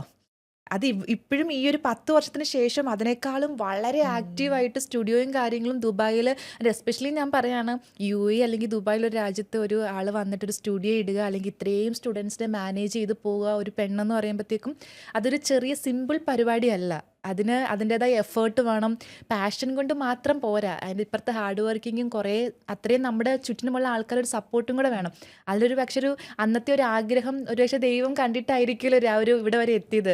സ്പിരിച്വലി എങ്ങനെയാണ് ഡാൻസിനെ പറ്റി പറഞ്ഞു. ഇപ്പം ഇവിടുത്തെ സ്റ്റുഡൻസിനെ പറ്റി പറയൂ, അതായത് നമ്മുടെ സ്റ്റുഡിയോനെ പറ്റി പറയൂ. സ്റ്റുഡിയോ ഇപ്പോൾ 8 വർഷമായി. സ്റ്റുഡൻസ് ഏതൊക്കെ സ്റ്റുഡൻസ് ആണ്? ടീച്ചിങ്ങിൻ്റെ ഒരു ഇതോടെ പറയണേ. കാരണം നാട്ടിലത്തെ ഗുരുക്കന്മാരെന്നൊക്കെ പറയുകയാണെങ്കിലും അല്ലേ, അത് പറഞ്ഞപ്പോൾ തന്നെ കുറച്ച് സ്ട്രിക്റ്റ് ആയിട്ടുള്ള ആൾക്കാർ. പക്ഷെ ഇപ്പോൾ ഒത്തിരി മാറി കേട്ടോ. ഇതിപ്പോൾ ചിലപ്പോൾ കേട്ടോണ്ടിരിക്കുന്ന ഇപ്പോഴത്തെ വല്ല ആൾക്കാരുണ്ടെങ്കിൽ ഇപ്പോൾ ഒരുപാട് മാറിയെങ്കിലും നാട്ടിലത്തെ ഒരു ടീച്ചിങ് സ്റ്റൈലും ദുബായിൽ അല്ലെങ്കിൽ UAE ഒരു ടീച്ചിങ് സ്റ്റൈലും കൂടെ കമ്പയർ ചെയ്യുകയാണെങ്കിൽ എങ്ങനെയായിരിക്കും? നാട്ടിലെ ടീച്ചിങ് സ്റ്റൈൽ എന്ന് പറയുമ്പോൾ എനിക്ക് എന്നെ തന്നെ എടുക്കാലോ. ഞാൻ തീർച്ചയായിട്ടും. ഡി4 ഡാൻസിന്റെ സമയത്ത് എനിക്ക് ചെയർ കൊണ്ട് ഏറ് കിട്ടിയിട്ടുണ്ട്. നാട്ടിലെ ഭയങ്കര അടിച്ച് ചമ്മന്തിയാക്കിയിട്ടുള്ള ട്രെയിനിങ് നന്നായി ഞാൻ ഡാൻസ് സ്കൂളൊന്നും ചേരാതിരുന്നത് കേട്ടോ. നാട്ടിലങ്ങനെയാണ്. പക്ഷെ അത് ആ ട്രെയിനിങ് ആക്ച്വലി ഞാൻ പറയുകയാണെങ്കിൽ അത് വേണം. എനിക്കിപ്പോൾ അന്ന് എന്നോട് ഭയങ്കര സ്വീറ്റ് ആയിട്ട് മോളെ ഇത് ഇങ്ങനെ കളിക്കുന്ന ഞാൻ ചെയ്യത്തില്ല. മറിച്ച് 2 കിട്ടി നല്ല ചീത്തയൊക്കെ കേട്ട് കഴിഞ്ഞാൽ പിന്നെ അടുത്ത തവണ ആലോചിക്കും അതിങ്ങനെയാ ചെയ്യണ്ടേന്ന്. അപ്പം അതിൽ എനിക്ക് വിശ്വാസമുണ്ട്. ഈവൺ ഇവിടെ സ്റ്റുഡിയോയിലായാലും ഇവിടുത്തെ റൂള് പ്രകാരം അങ്ങനെ പാടില്ല. പിള്ളേരുടെ അടുത്ത് സ്ട്രിക്റ്റ് ആവാൻ പാടില്ല. ഞാൻ നല്ല സ്ട്രിക്റ്റ് എന്നെ അന്യെന്നാ വിളിക്കുക. സ്റ്റുഡൻസ് എല്ലാവർക്കും അറിയാം നല്ല സ്ട്രിക്റ്റ്. നന്നായി ഇത്രയും ഗ്യാപ്പ് ഉണ്ടായത്. അത് സ്റ്റുഡിയോയിലുള്ളൊരു ഫേസാ. ഈവൻ ഒരു വടിയൊക്കെ ഉണ്ട്. അടിക്കത്തൊന്നുമില്ല അങ്ങനെ. പക്ഷെ ഞാൻ നല്ല സ്ട്രിക്റ്റാ. പക്ഷെ അവർക്ക് എന്നെ ഭയങ്കര ഇഷ്ടമാണ്. ഞാൻ എത്ര സ്ട്രിക്റ്റ് ആണോ അതിന്റെ ഇരട്ടി ഞാൻ അവരെ എങ്ങനെ ഭയങ്കരമായിട്ട് പാമ്പർ ചെയ്യുകയും ചെയ്യും. ഓക്കെ, എനിക്ക് ഭയങ്കര ഇഷ്ടമാണ്. The way I teach is different. പിന്നെ അങ്ങനെ ഡാൻസ് മാത്രമല്ലല്ലോ. അവരിപ്പോൾ ഞാൻ ചെല്ലാണെങ്കിൽ എൻ്റെയൊന്നും ഒരു ഇൻസ്ട്രക്ടർ എന്താ ഞാൻ ചെന്ന സ്റ്റെപ്സ് മാത്രമല്ല അവിടെ പഠിപ്പിക്കുന്നത്. അവരെൻ്റെന്ന് പഠിക്കുന്ന കുറേ കാര്യങ്ങളുണ്ടാവും. ഞാൻ പഠിപ്പിക്കുന്ന രീതി അവരെ ഇൻഫ്ലുവൻസ് ചെയ്യും. ഇപ്പോൾ ചില പിള്ളേരുണ്ടല്ലോ, ഐ ഹവ് നോട്ടഡ് ഇത്തിരി കോംപ്ലക്ഷനൊക്കെ ഇത്തിരി ഡാർക്ക് സ്കിൻഡ് ആണെങ്കിൽ മിററിന്റെ മുന്നിൽ ചിരിക്കത്തില്ല. ഇവിടെയുള്ള കുട്ടികൾക്കും അങ്ങനെയുണ്ട്. ലൈക്ക് കുറെ ഞാൻ സ്റ്റുഡൻസിനെ ഭയങ്കരമായിട്ട് ഒബ്സർവ് ചെയ്യുന്ന ഒരാളാണ്. എന്തെങ്കിലും എനിക്ക് അങ്ങനെ ഫീൽ ചെയ്തിട്ടുണ്ടെങ്കിൽ ഞാൻ അപ്പോൾ അവരെ പാരൻസിനായിട്ട് ഒരു മീറ്റിംഗ് വെക്കും. ഞാൻ അവരായിട്ട് ഒന്ന് മീറ്റിങ്ങിന് ഇരിക്കും. എന്നാൽ ഡിസ്കസ് വിത്ത് ദം. ഒന്നില്ലെങ്കിൽ അവർക്ക് അത് ഫാമിലിയിൽ നിന്ന് വരുന്നതായിരിക്കാം. എന്നിട്ട് പിന്നെ ഞാൻ ഇവരെ ഇങ്ങനെ പുഷ് ചെയ്ത് തുടങ്ങും. ആക്ച്വലി ഇവരൊക്കെ ഭയങ്കര ബ്യൂട്ടിഫുൾ. അത് ഞാൻ കുറേ സ്ഥലത്ത് പറഞ്ഞിട്ടുള്ള കാര്യം. ഇവരൊക്കെ ഭയങ്കര ബ്യൂട്ടിഫുൾ എല്ലാവരും. ഈ കുട്ടികൾക്ക് ഇങ്ങനെ പുറത്തുനിന്ന് കിട്ടുന്നത് അത് ആ ഏജിൽ അതൊന്നും എടുക്കേണ്ട ആവശ്യമില്ല അല്ലേ. നമ്മൾ ഒരു ചൈൽഡ് എന്ന് പറഞ്ഞാൽ ഭയങ്കര ഹാപ്പി ആയിട്ടിരിക്കണം. അവരെ കാണുമ്പോൾ നമുക്കൊരു സന്തോഷം തോന്നും. ചില കുട്ടികൾ വന്നിട്ട് ഭയങ്കര സൈലന്റ് ആയിട്ട് നിൽക്കും. അപ്പം ഞാൻ ഡാൻസിനേലും കൂടുതൽ ഇതൊക്കെയാണ് ഒബ്സർവ് ചെയ്യുക. ഇൻസ്ട്രക്ടേഴ്സ് കുറേ പേരുണ്ട്. ഞാനിത് നോക്കും. ഇവരെങ്ങനെ ജെല്ലാവുന്നു, ഇവരെങ്ങനെ ബാക്കിയുള്ളവരായിട്ട് ഇൻട്രാക്ട് ചെയ്യുന്നു, ഇവരെ നേച്ചർ എങ്ങനെയാണ്, പിന്നെ ഇവർ സ്റ്റേജിൽ പെർഫോം ചെയ്യുമ്പോൾ എങ്ങനെയാണ്, ഒക്കെ പല പല ടൈപ്പാണ്. Each one will be different. അപ്പം ഇതിലെന്തെങ്കിലും എനിക്ക് അവരെ ഒന്നും കൂടെ നമ്മൾ ഫോക്കസ് ചെയ്യാൻ തോന്നുകയാണെങ്കിൽ ഡെഫിനറ്റ്ലി അത് പാരൻസായിട്ട് സംസാരിക്കും. അവരെ മോൾഡ് ചെയ്തെടുക്കാൻ നോക്കും. എനിക്കതിപ്പോൾ ഭയങ്കര ഇഷ്ടമാണ്. പണ്ട് ഞാൻ എങ്ങനെയാണെന്ന് വെച്ചാൽ എനിക്ക് കുട്ടികളെ വലിയ താല്പര്യം ഉണ്ടായിരുന്നില്ല. അങ്ങനെ അധികം ഇവരായിട്ട് സെറ്റ് ആവില്ല. ഇപ്പം എൻ്റെ പാരൻസ് വന്നിട്ട് ഇങ്ങനെ അവരെന്നെ ഇങ്ങനെ നിൽക്കും. എങ്ങനെ ഇത് സംഭവിച്ചു? കാരണം അത്രയും പിള്ളേര് സ്റ്റുഡൻസ് ഇത് സ്റ്റുഡിയോയിൽ മാത്രല്ല, എന്റെ വീട്ടില് ഗുരുകുല വിദ്യാഭ്യാസം പോലെ ഒരു 4-5 ഒരു ദിവസം ഉണ്ടാവും. മറിച്ച് നമ്മള് സ്റ്റുഡൻസ് ഒക്കെ വീട്ടിലുണ്ടാവും. കുട്ടികളായിട്ട് കൂടുതൽ കമ്പനി ആവുമ്പോൾ നമുക്ക് കുട്ടികളുടെ ആ ഒരു സ്വഭാവം ആ ഒരു ഇത് കിട്ടുന്ന അതാണല്ലേ പറഞ്ഞ മറ്റേ സാധനം മെന്റലേജ് ഞാൻ എപ്പോഴും എനിക്ക് തോന്നുന്നു ഞാൻ ഭയങ്കര യങ് ആണ്. കാരണം എന്റെ ഗ്യാങ് ഫുള്ള് ഇതാ സ്റ്റുഡിയോയിലുള്ള സ്റ്റുഡൻസാ. അല്ല ഞാൻ അത് കേട്ടിട്ടുണ്ട്. നമ്മളതിനേക്കാളും വളരെ യങ്ങായിട്ടുള്ള ആൾക്കാർക്ക് നമ്മൾ കമ്പനി ആകുമ്പോൾ നമ്മൾ ഓട്ടോമാറ്റിക്കലി അവരോടൊപ്പം പോകുന്നുള്ളത്. അപ്പം സ്ട്രിക്റ്റ് ടീച്ചറാണ്, കാണുന്നവരൊന്നും അല്ല. ആണ്. ആള് പുലിയാണ്. ഏതെങ്കിലും ഷോന്റെ 2 ദിവസം മുമ്പ് റിഹേഴ്സൽ ഒന്ന് കാണാൻ വന്നാണല്ലേ താനി സ്വഭാവം കാണാം. ആണല്ലേ അത് മറ്റേ സാധനം വാണിച്ചിത്രത്താണത്തെ ആ സാധനം വിടമാട്ടെ അതൊന്നല്ല അന്യനോട് ആണല്ലേ ഭയങ്കര ഓക്കെ. അതില് ഇൻട്രോവേർട്ട് ആണോ എക്സ്ട്രോവേർട്ട് ആണോ? ഇൻട്രോവേർട്ട് ഒന്നല്ല. ഇൻട്രോവേർട്ട് ഒന്നല്ല, എക്സ്ട്രോവേർട്ട് ആണോ? ആംബിവേർട്ട് പുതിയ പുതിയ സാധനം വന്നിട്ടുണ്ട്, ആംബിവേർട്ട്. ഇതിനിടയിലുള്ള ആളാണ്, അതായത് ഓക്കെ. പക്ഷെ എനിക്ക് തോന്നിയത് എക്സ്ട്രോവേർട്ട് ആയിട്ടാണ് കേട്ടോ. അല്ല എനിക്ക് ഒന്ന് കണക്ട് ആയി കിട്ടണം. ഇപ്പൊ മേ ബി സ്ട്രേഞ്ചേഴ്സ് ഒന്നായിട്ട് ഞാൻ അധികം പോയി അങ്ങനെ സംസാരിക്കാറൊന്നുമില്ല. പിന്നെ ഡെഫിനറ്റ്ലി ടീച്ചിങ് സൈഡിലേക്ക് ആവുമ്പോ ക്ലാസ് എടുത്തേ പറ്റൂ, നന്നായി സംസാരിച്ചേ പറ്റൂ. പക്ഷെ ആ ഒരു കണക്ഷൻ വരണമെങ്കിൽ ടേക്സ് ടൈം. ഇപ്പൊ നമ്മൾ തമ്മിൽ കണക്ട് ആയില്ലേ, വേറൊരാളുടെ അടുത്ത് പോയാൽ ചിലപ്പോൾ ഞാൻ ഇരിക്കണം അതെന്താ അറിയോ, എന്റെ കൂടെ ആര് വന്ന് കഴിഞ്ഞിട്ട് 10 മിനിറ്റ് പെട്ടെന്ന് എന്താ അറിയില്ല അങ്ങ് പെട്ടെന്ന് കണക്ട് ആവും. ബ്ലൂടൂത്ത് കണക്ഷൻ ഫോൺ അല്ല ഞാൻ ആദ്യം പറഞ്ഞിട്ടുണ്ടായിരുന്നു, നമ്മളെ പ്രൊമോട്ട് നമ്മളെ സപ്പോർട്ട് നമ്മളെ പറ്റി നല്ലത് പറയാം. നമ്മള് മാത്രം രണ്ടാമതൊരാള് പറഞ്ഞ അവരെന്താ പറയാ, ഓ ഇവളെ എപ്പോഴും തള്ളി മറിക്കുകയാണെന്നുള്ള. അങ്ങനെയല്ല, നമുക്ക് എപ്പോഴും സെൽഫ് ഒരു ലവ് അല്ലെങ്കിൽ ഒരു നമ്മളെ പറ്റി നമുക്കൊരു ബോധം ഉണ്ടാവണം. അപ്പം സപ്പോർട്ട് ഉണ്ടാവണം. അപ്പം അങ്ങനെയാണ് കാര്യങ്ങൾ. അങ്ങനെ നമ്മുടെ സ്റ്റുഡിയോ ഇപ്പം വളരെ നന്നായിട്ട് പോകുന്നു. അപ്പം ഞാൻ വേറെ കാര്യം ചോദിക്കട്ടെ, ഇപ്പം പഴയ ആര്യയിൽ നിന്ന്, അതായത് ഇപ്പം സ്കൂൾ പഠിക്കുന്ന ഒരു ആര്യ അല്ലെങ്കിൽ കോളേജ് ലൈഫിലൊരു ആര്യയും ഇപ്പോഴത്തെ ആര്യമായിട്ട് നോക്കുമ്പം ഏറ്റവും വലിയൊരു ഡിഫറൻസ് അല്ലെങ്കിൽ ഒരു മാറ്റം എന്താണ്? മാറ്റങ്ങൾ ഒരുപാടുണ്ട്. അല്ല എന്നാലും അന്നത്തെക്കാലം കുറച്ചുകൂടെ ആക്റ്റീവ്, അല്ലെങ്കിൽ സ്കൂളിൽ പഠിക്കുന്ന ചില ആൾക്കാർ സ്കൂളിൽ പഠിക്കുന്ന സമയത്ത് ഭയങ്കര സൈലന്റ് ആയിരിക്കും, കുറച്ച് കഴിയുമ്പോഴായിരിക്കും ഭയങ്കര ആക്റ്റീവ് ആയിട്ടുള്ളത്. അല്ല ഇപ്പം ഞാൻ പറയും, ഇപ്പോൾ ഒരു 15 years ബാക്ക് ആര്യനെ എങ്ങനെ നോക്കിക്കാണുന്നു ഇപ്പോഴത്തെ ആര്യയായിട്ട് കമ്പയർ ചെയ്യുമ്പോൾ?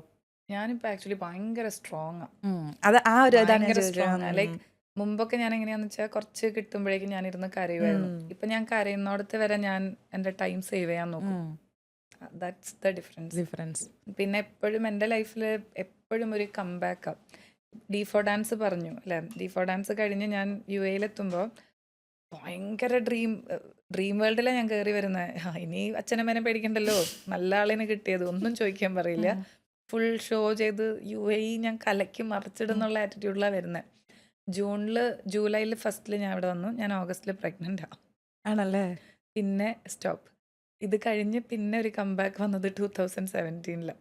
സോ എവറി ടൈം എൻ്റെ കംബാക്ക് ഭയങ്കര സ്ട്രോങ്ങർ, എൻ്റെ മുമ്പത്തേനേക്കാൾ ഒരു സ്ട്രോങ്ങർ വെർഷനായിട്ടാണ് ഞാൻ തിരിച്ചു വരുന്നതെന്നുള്ളൊരു അത് ഞാൻ തന്നെ പ്രൂവ് ചെയ്തുകൊണ്ടിരിക്കും. എസ്പെഷ്യലി ഇപ്പോഴത്തെ ഞാൻ 4 തവണ പ്രഗ്നൻ്റ് ആയിട്ടുണ്ട്. 2 സക്സസ് 2 ഫെയിലായി പോയി. അപ്പോൾ ഇതൊക്കെ ഒരു ഡാൻസറിനെ സംബന്ധിച്ച് തീർച്ചയായിട്ടും ഭയങ്കരമായിട്ട് എഫക്റ്റ് ചെയ്യും. അപ്പോൾ അതിൽ കുറേ ഡൗൺസ് വരും അങ്ങനെ. അപ്പോൾ അതൊക്കെ ഞാൻ ഫേസ് ചെയ്ത രീതിയിൽ ഞാൻ ഭയങ്കര സെൽഫ് പ്രൗഡാണ്. ഞാൻ തീരെ ഇതുവരെ വിട്ടുകൊടുത്തിട്ടില്ല. പക്ഷെ ഇത് ഇങ്ങനെ സിമ്പിളായിട്ട് പറയുമ്പോൾ you are so strong woman കേട്ടോ. അല്ല അത് കാരണം ഇത്രയും എന്തൊക്കെ ലൈഫിൽ വന്നിട്ടുണ്ടെങ്കിലും ഞാൻ ആദ്യം പറഞ്ഞ അതാണ്, നമ്മൾ ഇഷ്ടപ്പെടുന്ന ഒരു സാധനമല്ലോ അത് നമ്മൾ പാഷൻ, അത് നമ്മൾ ഇഷ്ടപ്പെടുന്ന എന്ത് മേഖലയാണോ എന്ത് കാര്യമാണോ അത് ആക്ച്വലി ആരും വന്ന് ഫോഴ്സ് ചെയ്യത്തില്ല അത് ചെയ്യുന്ന പറഞ്ഞാൽ. നമ്മൾ തമ്മിലൊരു കണക്ഷൻ ഉണ്ട് പല കാര്യങ്ങളും. നമ്മൾ വിൽസി പറഞ്ഞപ്പോൾ ഞാനും ഭയങ്കര എനിക്കിങ്ങനെ കണക്ഷൻ ആയി. അതായത് നമ്മൾ രണ്ടുപേരും എഞ്ചിനീയേഴ്സ് ആണ്. ഞാൻ ഈ പറയണ പോലെ എൻ്റെ പ്രൊഫഷൻ ഞാൻ ഇപ്പോഴും എഞ്ചിനീയറിംഗ് ഫീൽഡ് എഞ്ചിനീയറിംഗ് ജോബാണ് ചെയ്തുകൊണ്ടിരിക്കുന്നത്. ബട്ട് ഇതെൻ്റെ പാഷനാണ്. അപ്പോൾ എപ്പോഴും ഞാൻ എൻ്റെ പാഷനെ ഫോളോ ചെയ്യുന്നത്. ആൻഡ് ആദ്യം പറഞ്ഞാൽ ഇടയ്ക്കിടയ്ക്ക് പറയുമ്പോൾ ഞാൻ അതിങ്ങനെ ശ്രദ്ധിച്ച് കേട്ടോണ്ടിരിക്കുന്നത്. ഞാൻ ഓവർ സെൽഫ് ലവ് ഞാൻ ആരെങ്കിലും പറയും ഓവറാണ്, കുറച്ച് ഓവറാണ്. പിന്നെ എനിക്കെന്താ അറിയോ, എന്നോട് ഒരാളൊരു കാര്യം ചെയ്യരുത് എന്ന് പറഞ്ഞു കഴിഞ്ഞാൽ എനിക്ക് ചെയ്യാനൊരു വാശി കയറും, ചെയ്ത് കാണിക്കണമെന്നൊരു സാധനം കയറും. അതാണ് ഞാൻ പറഞ്ഞത്. എനിക്ക് അതുകൊണ്ട് തന്നെ ഇപ്പോൾ ഏതൊരു പെൺകുട്ടിയാണെങ്കിലും ആൺകുട്ടിയാണെങ്കിലും അവരൊരു ആഗ്രഹം പറഞ്ഞാൽ അല്ലെങ്കിൽ എനിക്ക് ഇന്നത് ചെയ്യാൻ ആഗ്രഹമുണ്ട്, ഇന്ന ഫീൽഡിലേക്ക് പോകാൻ, ഞാൻ അവരോടൊക്കെ പറയാറുണ്ട്, ഫോളോ ചെയ്യുക, നിങ്ങളുടെ പാഷനെ നിങ്ങൾ ഫോളോ ചെയ്യുക, നിങ്ങൾക്ക് ഇഷ്ടമുള്ള കാര്യങ്ങൾ ചെയ്യുക. ആരും നമ്മളെ ഒന്നിനും സപ്പോർട്ട് ചെയ്യാൻ വരത്തില്ല. ഒരു പക്ഷെ നമ്മൾ സ്ട്രഗിൾ ചെയ്യണ സമയത്താണെങ്കിൽ ആരും ഉണ്ടാവില്ല, നമ്മൾ തന്നെ ഉണ്ടാവും. ചിലപ്പോൾ നമ്മൾ സക്സസ്സിൽ എത്തുമ്പോൾ നമ്മുടെ ചുറ്റിലും ആൾക്കാരുണ്ടാവും. അതിന് ഞാൻ വളരെ നല്ലൊരു എക്സാമ്പിളാണ്. ഞാൻ ഡി4 ഡാൻസിൽ പോകുമ്പോൾ എന്നെ പറയാൻ ഇനി ഒന്നുമില്ല. വീട്ടുകാരായിക്കോട്ടെ നാട്ടുകാരായിക്കോട്ടെ ഒന്നും ഇനി പറയാൻ ബാക്കിയില്ല. ഡി4 ഡാൻസ് എന്നുള്ള ആ ഒരു സീസൺ കഴിഞ്ഞ് പിന്നെ വീട്ടിലെത്തിയപ്പോഴേക്കും നമുക്ക് ആ ഒരു ഫെയിം വന്നു തുടങ്ങുമല്ലോ. ലൈക്ക് അതേ ആര്യ ബാലകൃഷ്ണൻ. അപ്പോൾ ഈ പറഞ്ഞ ആൾക്കാരുടെ ഇതൊക്കെ മാറി. ഓക്കെ, പിന്നെ വന്ന് സെൽഫി എടുക്കലായി അങ്ങനെ. അപ്പം നമ്മൾ സ്ട്രഗിൾ ചെയ്യുന്ന ആ ഒരു ജേർണി ഉണ്ടല്ലോ, അവിടെ തീരെ ഗിവ് അപ്പ് ചെയ്യരുത്. കാരണം എൻഡ് ഓഫ് ദാറ്റ് ജേർണി ഇവരെല്ലാവരും ക്ലാപ്പ് ചെയ്യും. അത് ഫോർ ഷുവർ അത് ചെയ്തിരിക്കും. അപ്പോൾ നമ്മൾ അതിന് സ്ട്രഗിൾ ചെയ്തുകൊണ്ടേ ഇരിക്കുക. അത് ആണായിക്കോട്ടെ പെണ്ണായിക്കോട്ടെ, whatever you said is true. Follow your passion. Follow കുറേ പേരെ എനിക്കറിയാം. ലൈക്ക് ഞാൻ പറഞ്ഞല്ലോ, സ്കൂളിൽ ഞാൻ എപ്പോഴും ഔട്ട് ആകുമായിരുന്നു. അന്ന് കലാതിലകായിരുന്നവരും ഒരുപാട് ലേഡീസ് അവർ യു എയിൽ തന്നെ ഉണ്ട്. ഇപ്പൊ ഡാൻസ് ഒന്നായിട്ട് ഒരു ബന്ധമില്ല. അപ്പൊ കാണുമ്പോൾ ഞാൻ എക്സ്പെക്ട് ചെയ്യുന്നത് അവർ ഫിലിം സ്റ്റാർസ് ആവും, അല്ലെങ്കിൽ അവർ ഭയങ്കര കൊറിയോഗ്രാഫേഴ്സ് ആവും എന്നാണ് ഞാൻ എക്സ്പെക്ട് ചെയ്യുന്നത്. പക്ഷേ റീസെൻ്റ്ലി കാണുമ്പോൾ അവരൊക്കെ ഡെസ്ക് ജോബ് ചെയ്യുക. അതായത് ഡാൻസ് ആയിട്ടൊരു ബന്ധമില്ല എന്ന് തോന്നുന്നു എനിക്ക്. I felt bad. ലൈക്ക് അന്ന് അവരെ കണ്ടിട്ടാണ് ഞാൻ ആഗ്രഹിച്ചിരുന്നത്. എനിക്ക് അവരെ പോലെ ആവണം, അവരെങ്ങനെയാണോ ഡാൻസ് ചെയ്യുന്നത് അതുപോലെ എനിക്ക് ചെയ്യണം എന്ന് കൊതിച്ച് നിന്നിരുന്ന ഒരാളാണ്. അപ്പോൾ റോൾ മോഡലായിട്ട് ഇരുന്നിരുന്നവർ ഇപ്പോൾ ചിലർ ഹൗസ് വൈഫ്സാണ്. അപ്പോൾ ഐ ഫെൽറ്റ് അവർക്കും പറ്റും എന്തോ. I don't no. ഇതിൽ ഞാൻ വിശ്വസിക്കുന്ന കേട്ടോ. ഇപ്പം നമ്മുടെ കൂടെ പഠിച്ച ആൾക്കാർ, ഇപ്പോൾ സ്കൂളിൽ പഠിച്ചാണെങ്കിലും കോളേജിൽ പഠിച്ചാണെങ്കിലും ടോപ്പിൽ എത്തിയിട്ടുള്ള ആൾക്കാരായിരിക്കും. അല്ലെങ്കിൽ നമ്മളൊക്കെ ഇവരെ കാണുമ്പോൾ ഇവരൊക്കെ വലിയ പൊസിഷനിൽ എത്തും, നമ്മളൊക്കെ എവിടെയെങ്കിലും കിടക്കും എങ്ങനെ വിചാരിച്ച ആൾക്കാരൊക്കെ. സീരിയസ്ലി ഞാൻ പറയാണ്, ഇപ്പം എൻ്റെ കൂടെ പഠിച്ച എഞ്ചിനീയറിംഗ് ഫ്രണ്ട്സ് ആണെങ്കിലും കുറേ ആൾക്കാർ കല്യാണം കഴിച്ച ആ ഒരു. പക്ഷേ എൻ്റെ പല ഫ്രണ്ട്സും എൻ്റെ അടുത്ത് പറയാറുണ്ട്, എടി നിന്നെ കാണുമ്പോഴത്തേക്ക് നമുക്ക്, കാരണം ഞാനൊക്കെ കോളേജിൽ പഠിക്കുന്ന സമയത്ത് ഫുൾ എൻജോയ്മെൻ്റ് ആയിരുന്നു, മതിൽ ചാടി പുറത്ത് പോകുക, ആ പരിപാടിയൊക്കെ ആയിരുന്നു. പക്ഷേ അവരൊക്കെ നല്ല അടങ്ങി ഒതുങ്ങി ഇരുന്ന് പഠിക്കുന്ന കുട്ടികളായിരുന്നു. അപ്പോൾ ഇപ്പം ആലോചിക്കുമ്പം ഞാൻ ഭയങ്കര ഹാപ്പിയാണ്. കാരണം എൻ്റെ കോളേജ് ലൈഫ് ഞാൻ നന്നായിട്ട് എൻജോയ് ചെയ്തു. ഞാൻ അപ്പോൾ ഇവിടെ ഇരിക്കുന്നത്, അപ്പോൾ പല ആൾക്കാരും നല്ല ടോപ്പിലെത്തിയിട്ടുള്ള ആൾക്കാർ, സ്കൂളിലാണെങ്കിലും കോളേജിലാണെങ്കിലും നല്ല മാർക്കൊക്കെ വാങ്ങിച്ച് പാസ്സായിട്ടുള്ള ആൾക്കാർ ഒരു ടൈം എത്തുമ്പം പിന്നെ അവർ എന്തൊക്കെയോ കാരണങ്ങൾ കൊണ്ടല്ലേ. I don't know. നമ്മളുടെ കോളേജിലും ഉണ്ടായിരുന്നു ഫസ്റ്റ് റാങ്ക് സെക്കൻഡ് റാങ്ക് കിട്ടിയവരൊക്കെ ക്യാമ്പസ് സെലക്ഷന് പോവും, എല്ലായിടത്തും ജോലിയും കിട്ടും. പക്ഷെ ഇതിന് പിന്നെ പോവത്തില്ല. അപ്പം അത് ആർക്കോ കിട്ടുമായിരുന്നു അല്ലേ, ആർക്കോ ആ സീറ്റ്സ് ഹെൽപ്ഫുൾ ആയേനെ. അങ്ങനെ ഐ ഡോണ്ട് നോ. അല്ല, അവരെല്ലാരും ദേ മസ്റ്റ് കം ഫോർവേഡ് അല്ലേ. കുറച്ച് ഒരു സെൽഫ് ലവ്, സെൽഫ് കെയർ റുട്ടീനൊക്കെ അവർക്കും വേണം. ഞാൻ നോക്കിയപ്പോൾ എനിക്ക് മനസ്സിലായത് എല്ലാവരും മക്കളെയും ഹസ്ബൻഡിനെയും നോക്കാൻ വേണ്ടി ബാക്കി പോയിട്ടുള്ളവരാണ്. ഞാൻ 100% ഞാൻ എഗ്രി ചെയ്യണോ. അവരോട് എനിക്ക് പറയാനുള്ളത് കം ഫോർവേഡ്. കുറച്ച് അല്ല, നമ്മൾ മരിക്കുന്ന സമയത്ത് ചിന്തിക്കുമ്പോൾ ലൈക്ക് പിന്നോട്ട് നോക്കുമ്പോൾ നമുക്കൊരു ഫീലിംഗ് വേണം ദാറ്റ് നമ്മളും ജീവിച്ചിട്ടുണ്ട് അല്ലേ, നമ്മുടെ ഇഷ്ടത്തിനനുസരിച്ച് നമ്മൾ ജീവിച്ചിട്ടുണ്ട്. എനിക്കത് പറയണം. സത്യം എനിക്കും പറയണം. ഞാനൊരു 10-70 വയസ്സാകുമ്പോഴത്തേക്ക് എൻ്റെ മക്കളും എൻ്റെ കൊച്ചുമക്കളും അവരിങ്ങനെ ടൂർ പോകുമ്പോഴും പല രാജ്യങ്ങളും കറങ്ങാൻ പോകുമ്പോഴത്തേക്കും ഞാൻ ഈ പല്ലും പൊഴിഞ്ഞിരിക്കുമ്പോൾ എനിക്കും പറയണം, മക്കളെ ഞാനൊക്കെ നിൻ്റെയൊക്കെ പ്രായത്തിൽ ഇതിനേക്കാൾ വലിയ പരിപാടി ചെയ്ത്. അല്ലാണ്ട് അവരെ കാണുന്ന സമയത്ത് ഇവരൊക്കെ ഇപ്പം എന്തൊരു എൻജോയ്മെൻറ്റാണ്. എനിക്കാണെങ്കിലും ഇപ്പം നമ്മൾ എനിക്ക് വന്ന ഒരു ഇൻസ്റ്റാഗ്രാമിൽ ഏതോ ഒരു റീൽ വീഡിയോ ഞാൻ കണ്ടതാണ്. അതായത് പണ്ടത്തെ കാലത്തെ അമ്മമാരാണെങ്കിലും അവരെ കുറ്റം പറഞ്ഞിട്ട് കാര്യമില്ല, അവർക്ക് ഈ പുറത്ത് പോയി പഠിക്കാനോ ട്രാവൽ ചെയ്യാനോ ഓപ്പർച്യൂണിറ്റീസ് ഒന്നും കിട്ടില്ല. അറിയാലോ പണ്ടത്തെ കാലത്ത് അമ്മമാര് കല്യാണം കഴിച്ചു, മക്കള് ആ ഒരു ലോകം. അപ്പൊ അവരുടെ മക്കള് കല്യാണം കഴിച്ച് ഈ ഹണിമൂണിനൊക്കെ പോണ സമയത്ത് അവർക്ക് ഭയങ്കര ബുദ്ധിമുട്ടായി ഇത് കാണുമ്പോഴേ. അപ്പൊ എനിക്കതൊന്നും താല്പര്യമില്ല. എനിക്ക് ഞാൻ പറഞ്ഞില്ലേ, എന്റെ സാധനം മറ്റേതാണ്. എന്റെ മക്കളും കൊച്ചുമക്കളും നടക്കുമ്പം ഞാനൊക്കെ എത്ര കണ്ടിട്ടുള്ള. നമ്മൾ പറഞ്ഞുകൊണ്ടിരുന്ന വേറൊരു ടോപ്പിക് ഉണ്ടായിരുന്നു. ആക്ച്വലി നമ്മൾ രണ്ടുപേരും ഉണ്ടല്ലോ, രണ്ടുപേരും തീരെ സംസാരിക്കാൻ കഴിവില്ലാത്ത രണ്ടുപേരാ. കാരണം അതുകൊണ്ട് തന്നെ ഒന്ന് സംസാരിച്ച് കഴിയുമ്പോൾ ഇത് ഏത് പറഞ്ഞു അങ്ങനെ തോന്നിയില്ലേ, ഏതൊക്കെയോ പാരലൽ വേൾഡിൽ പോയി വന്ന മാതിരി തോന്നുന്നില്ലേ, ഒരു ലോകത്തിൽ പോയ. പക്ഷെ ഹാപ്പി അല്ലേ മറ്റേ സിനിമയിൽ പറഞ്ഞാലേ. അതെ അതെ, വളരെ ഹാപ്പിയാണ് വളരെ. അപ്പം നമ്മൾ പറഞ്ഞുകൊണ്ടിരുന്ന സ്റ്റുഡൻസിനെ പറ്റിയൊക്കെ പറഞ്ഞു. അതിനിടയ്ക്ക് ഞാൻ ചോദിക്കണം എന്ന് വിട്ട ഒരു കാര്യം ഇപ്പോഴാണ് ഓർമ്മ വന്നത്. ഈ ഇപ്പം ഒരു നമ്മൾ പറഞ്ഞ സമയത്തെ ഇപ്പം കുട്ടികൾ ഇപ്പം മിററിൽ നോക്കിയിട്ട് ചിരിക്കത്തില്ല എന്നൊരു സാധനം പറഞ്ഞില്ലേ. അപ്പം ബോഡി ഷെയ്മിങ് ഉണ്ടല്ലോ, എനിക്ക് പലപ്പോഴും അത് പറയണമെന്ന് തന്നെ തോന്നിയൊരു കാര്യമാണ്. എല്ലാ ആൾക്കാരും പറയും ഇപ്പം അങ്ങനെയൊന്നും ഇല്ലയെന്ന് തോന്നിക്കഴിഞ്ഞാലും ബോഡി ഷെയ്മിങ് ഇപ്പോഴും ഫേസ് ചെയ്യുന്ന ഒരുപാട് ആൾക്കാരുണ്ട്. എനിക്കൊന്ന് റീസൺലിയൊക്കെ നമ്മൾ ഒരുപാട് റീൽസിൽ കുറേ ആൾക്കാർ ഇപ്പം സോഷ്യൽ മീഡിയ കുറച്ചുകൂടെ ആക്റ്റീവ് ആയത് കാരണം ആൾക്കാരത് ഓപ്പൺ അപ്പ് ആവുന്നുണ്ട്. അവർ ഫേസ് ചെയ്തിട്ടുള്ള കാര്യങ്ങൾ അങ്ങനെ തോന്നിയിട്ടുണ്ടോ? കാരണം ഞാൻ പക്ഷെ ദുബായിൽ പറഞ്ഞപ്പോഴാണ് ദുബായിലും ഇവിടെ അങ്ങനെ ഉണ്ടോ എന്നൊരു സാധനം എനിക്ക് തോന്നിയത്, ബോഡി ഷേമിങ്. ഉണ്ട്. ലൈക്ക് ഞാൻ പറഞ്ഞല്ലോ, എൻ്റെ ഡെലിവറി കഴിഞ്ഞിരിക്കുന്ന സമയത്ത് ഞാൻ പെട്ടെന്ന് തിരിച്ച് ഡാൻസിലോട്ട് വന്നു. ഓക്കെ, അപ്പോൾ ഡാൻസ് സ്റ്റാർട്ട് ചെയ്യുന്ന സമയത്ത് ഐ വാസ് 82 kg വെച്ചിട്ടാണ് ഞാൻ കളിക്കുന്നത്. അപ്പോൾ ഡാൻസ് കാണുമ്പോൾ അതിൻ്റെ അടിയിൽ കമൻസ് ഫുൾ ആര്യ ബാലകൃഷ്ണൻ മാറ്റിയിട്ട് ആന ബാലകൃഷ്ണൻ എന്ന് ആക്കണം എന്നൊക്കെ പറഞ്ഞ് കമൻസ് കുറേ വരുമായിരുന്നു. പക്ഷെ ഞാനത് എടുക്കുന്ന മൈൻഡ് വേറെയാണ്. ഞാനത് ഇങ്ങനെ എല്ലാവർക്കും കാണിച്ചു കൊടുത്ത് ഞാൻ തന്നെ ഇരുന്ന് ചിരിക്കും. പിന്നെ എനിക്ക് ഡിലീറ്റ് ചെയ്ത് വിട്ടാൽ പോരെ, ഞാൻ അതിന് റിപ്ലൈ ചെയ്യാനൊന്നും നിൽക്കില്ല. അപ്പം അത് ഞാൻ അങ്ങനെ എടുക്കുന്നതുകൊണ്ട് കുഴപ്പമില്ല. പക്ഷെ ചിലരിത് ഭയങ്കര സീരിയസ് ആക്കി എടുക്കും. ഓക്കെ, ഒന്നാമത് അവർ പോകുന്ന ആ ഒരു മാനസികാവസ്ഥ ആ സമയത്ത് ആഫ്റ്റർ ഡെലിവറി ആണെങ്കിൽ ഇപ്പം അതല്ലാണ്ടും നല്ല ചബ്ബിയായിട്ടിരിക്കുന്നവരുണ്ട്. പക്ഷെ ഞാൻ പറയുകയാണെങ്കിൽ ഒരിക്കലും തടി കൂടി അല്ലെങ്കിൽ അങ്ങനെ എന്തെങ്കിലും പറഞ്ഞ് ആരെയും കളിയാക്കേണ്ട ഒരു കാര്യമില്ല. എനിക്ക് തടി ഇഷ്ടമില്ലാഞ്ഞിട്ടല്ല, ഞാൻ ഇത്തിരി വെയിറ്റ് കൂടി ഓവർ വെയിറ്റ് ആയി നിൽക്കുമ്പോൾ എന്നെക്കൊണ്ട് പലതും ചെയ്യാൻ പറ്റത്തില്ല. എനിക്ക് ഭരതനാട്യത്തിൽ മുഴുമണ്ഡലം ഇരിക്കാൻ പറ്റത്തില്ലായിരുന്നു. അങ്ങനെ എന്നോട് 10 kg കുറയ്ക്കണം എന്ന് പറഞ്ഞ എൻ്റെ ഇൻസ്ട്രക്ടറെ ഫസ്റ്റ് ഡെലിവറി കഴിഞ്ഞപ്പോൾ. അപ്പോൾ എനിക്ക് വേറെ നിവൃത്തി ഇല്ലാത്തതുകൊണ്ട് ഞാൻ തടി കുറച്ച് പോയിരുന്നതാണ്. ഇപ്പോൾ യൂട്യൂബ് ചാനലിലായാലും ഞാൻ പറയും, തടി ഉള്ളവർ മോശം അല്ല, നിങ്ങൾ ഏത് രീതിയിലാണോ അതിൽ നിങ്ങൾ ഓക്കെയാണ്, നിങ്ങൾ ഹെൽത്ത് ഇഷ്യൂസ് ഒന്നുമില്ല, നിങ്ങൾ അതിൽ ഓക്കെ ആണെന്നുണ്ടെങ്കിൽ ഇറ്റ്സ് ഗുഡ്. തടിയുള്ള എത്രയോ പേര് എന്ത് പ്രിറ്റിയാ അല്ലേ, ലൈക്ക് മിക്ക ആൾക്കാരും അവരെ ക്യാരി ചെയ്യുന്ന മെയിൻ പ്രശ്നം വരുന്നത് എന്താ, അയ്യോ ഞാൻ ഭയങ്കര തടി കൂടുതലാ, എന്നെ കാണാൻ കൊള്ളത്തില്ല എന്നുള്ളത് നമ്മൾ തന്നെ മൈൻഡിലേക്ക് എടുക്കുകയാണെങ്കിൽ നമ്മൾ ഇങ്ങനെയാണ് നടക്കുക. ചിലർ ഭയങ്കര ബോൾഡായിട്ട് അപ്രൈറ്റ് പോസ്റ്ററിൽ നല്ല കോൺഫിഡൻ്റ് ആയിട്ട് നടക്കും. അവരെ കാണാൻ ഭയങ്കര ഭംഗി, ആരായാലും അവരൊന്ന് നോക്കി പോവും. എനിക്ക് അങ്ങനെയുള്ളവരെ ഭയങ്കര ഇഷ്ടമാണ് ശരിക്കും. അപ്പോൾ നമ്മളുടെ മൈൻഡിൻ്റെ പ്രോബ്ലം ആൻഡ് എൻ്റെ ഒരു ഇതിൽ മറ്റൊരാളെ നോക്കിയിട്ട് അങ്ങനെ പറയാൻ പാടില്ല. അതൊരു പേഴ്സണൽ ഇപ്പൊ എനിക്ക് നമ്മൾ തന്നെ സോഷ്യൽ മീഡിയയിലുള്ള പല ആൾക്കാരുടെയും വീഡിയോയുടെ താഴെ വരുന്ന കമന്റുകൾ കണ്ടു കഴിഞ്ഞാലും എങ്ങനെ ഒരാളെ എങ്ങനെ ബോഡി ഷേമിങ് ചെയ്യുന്നത്. ഇപ്പം നമ്മുടെ നാട്ടിലൊരു ബ്ലോഗർ അദ്ദേഹത്തിന്റെ വൈഫിനെ പറ്റി ബോഡി ഷേമിങ് ചെയ്തിട്ട് അദ്ദേഹം അത് കേസൊക്കെ ഫയൽ ചെയ്തിട്ട്, അപ്പം എത്രയോ പേര് ഇത് ഫേസ് ചെയ്യുന്നുണ്ടെന്ന് അറിയാവോ.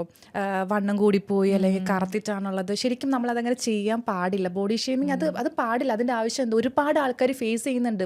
സോഷ്യൽ മീഡിയയിൽ ചില ആൾക്കാരെ വീഡിയോയുടെ താഴെ കമന്റ് നോക്കിയാൽ മതി, ഒരുപക്ഷെ ഫേസ് ചെയ്തിട്ടുണ്ടാവില്ല ചില നെഗറ്റീവ് കമന്റ്സുകൾ. ഞാൻ പിന്നെ ചിന്തിച്ചു തുടങ്ങി എന്താന്ന് വെച്ചാൽ, ഇപ്പോൾ നമുക്കൊരാളെ കണ്ടങ്ങനെ പറയാൻ തോന്നുകയാണെങ്കിൽ നമ്മൾ മാത്രമല്ല ഒരുപാട് പേര് അവരോട് അതന്നെ പറയുന്നുണ്ടാവും. തീർച്ചയായിട്ടും. ആദ്യം ഒരു 5 or 10 ആൾക്കാർ പറയുമ്പോൾ അവർ ഓക്കെ സാരില്ല.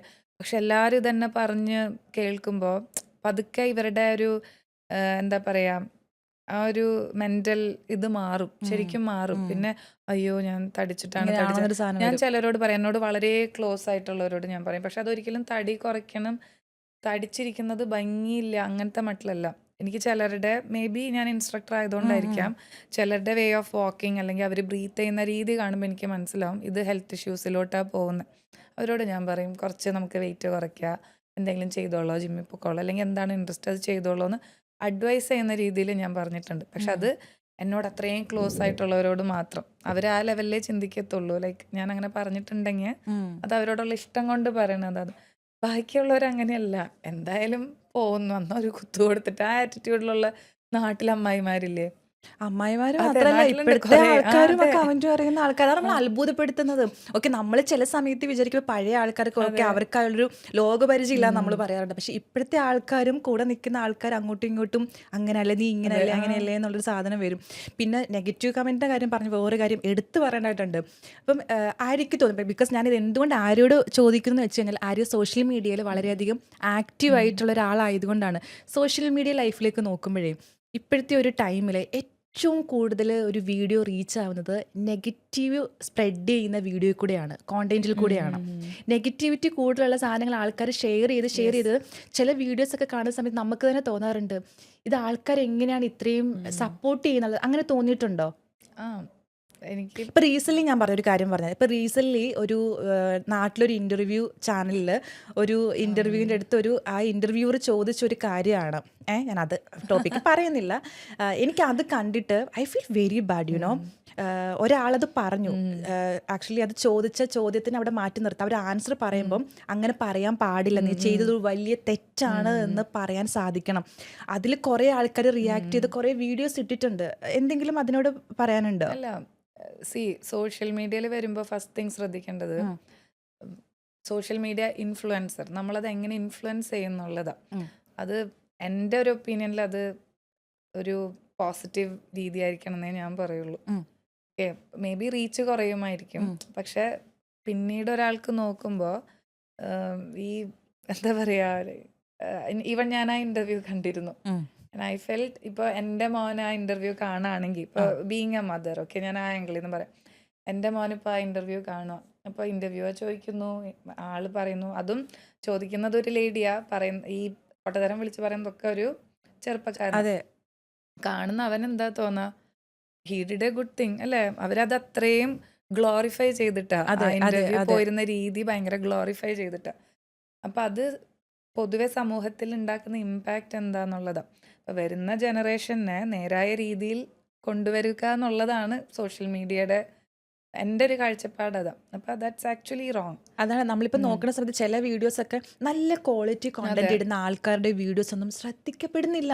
എത്രയോ നല്ല ആൾക്കാർ ട്രാവൽ ചെയ്യുന്നുണ്ട്, എത്രയോ നല്ല ആൾക്കാർ ലൈഫിൽ എന്തെല്ലാം നല്ല കാര്യങ്ങൾ ചെയ്യുന്നുണ്ട്. അവരുടെ വീഡിയോയ്ക്ക് ഞാൻ പറയണത് ഒരു വൈറൽ ആകണമെന്നോ മില്യൺ വ്യൂസോ ഒന്നും അല്ല, പക്ഷെ അതാരും ഷെയർ ചെയ്യപ്പെടുന്നില്ല. ഈ നെഗറ്റീവ് വരുന്ന ആൾക്കാർ ഇതങ്ങ് ഷെയർ ചെയ്ത് സപ്പോർട്ട് ചെയ്യാണ്.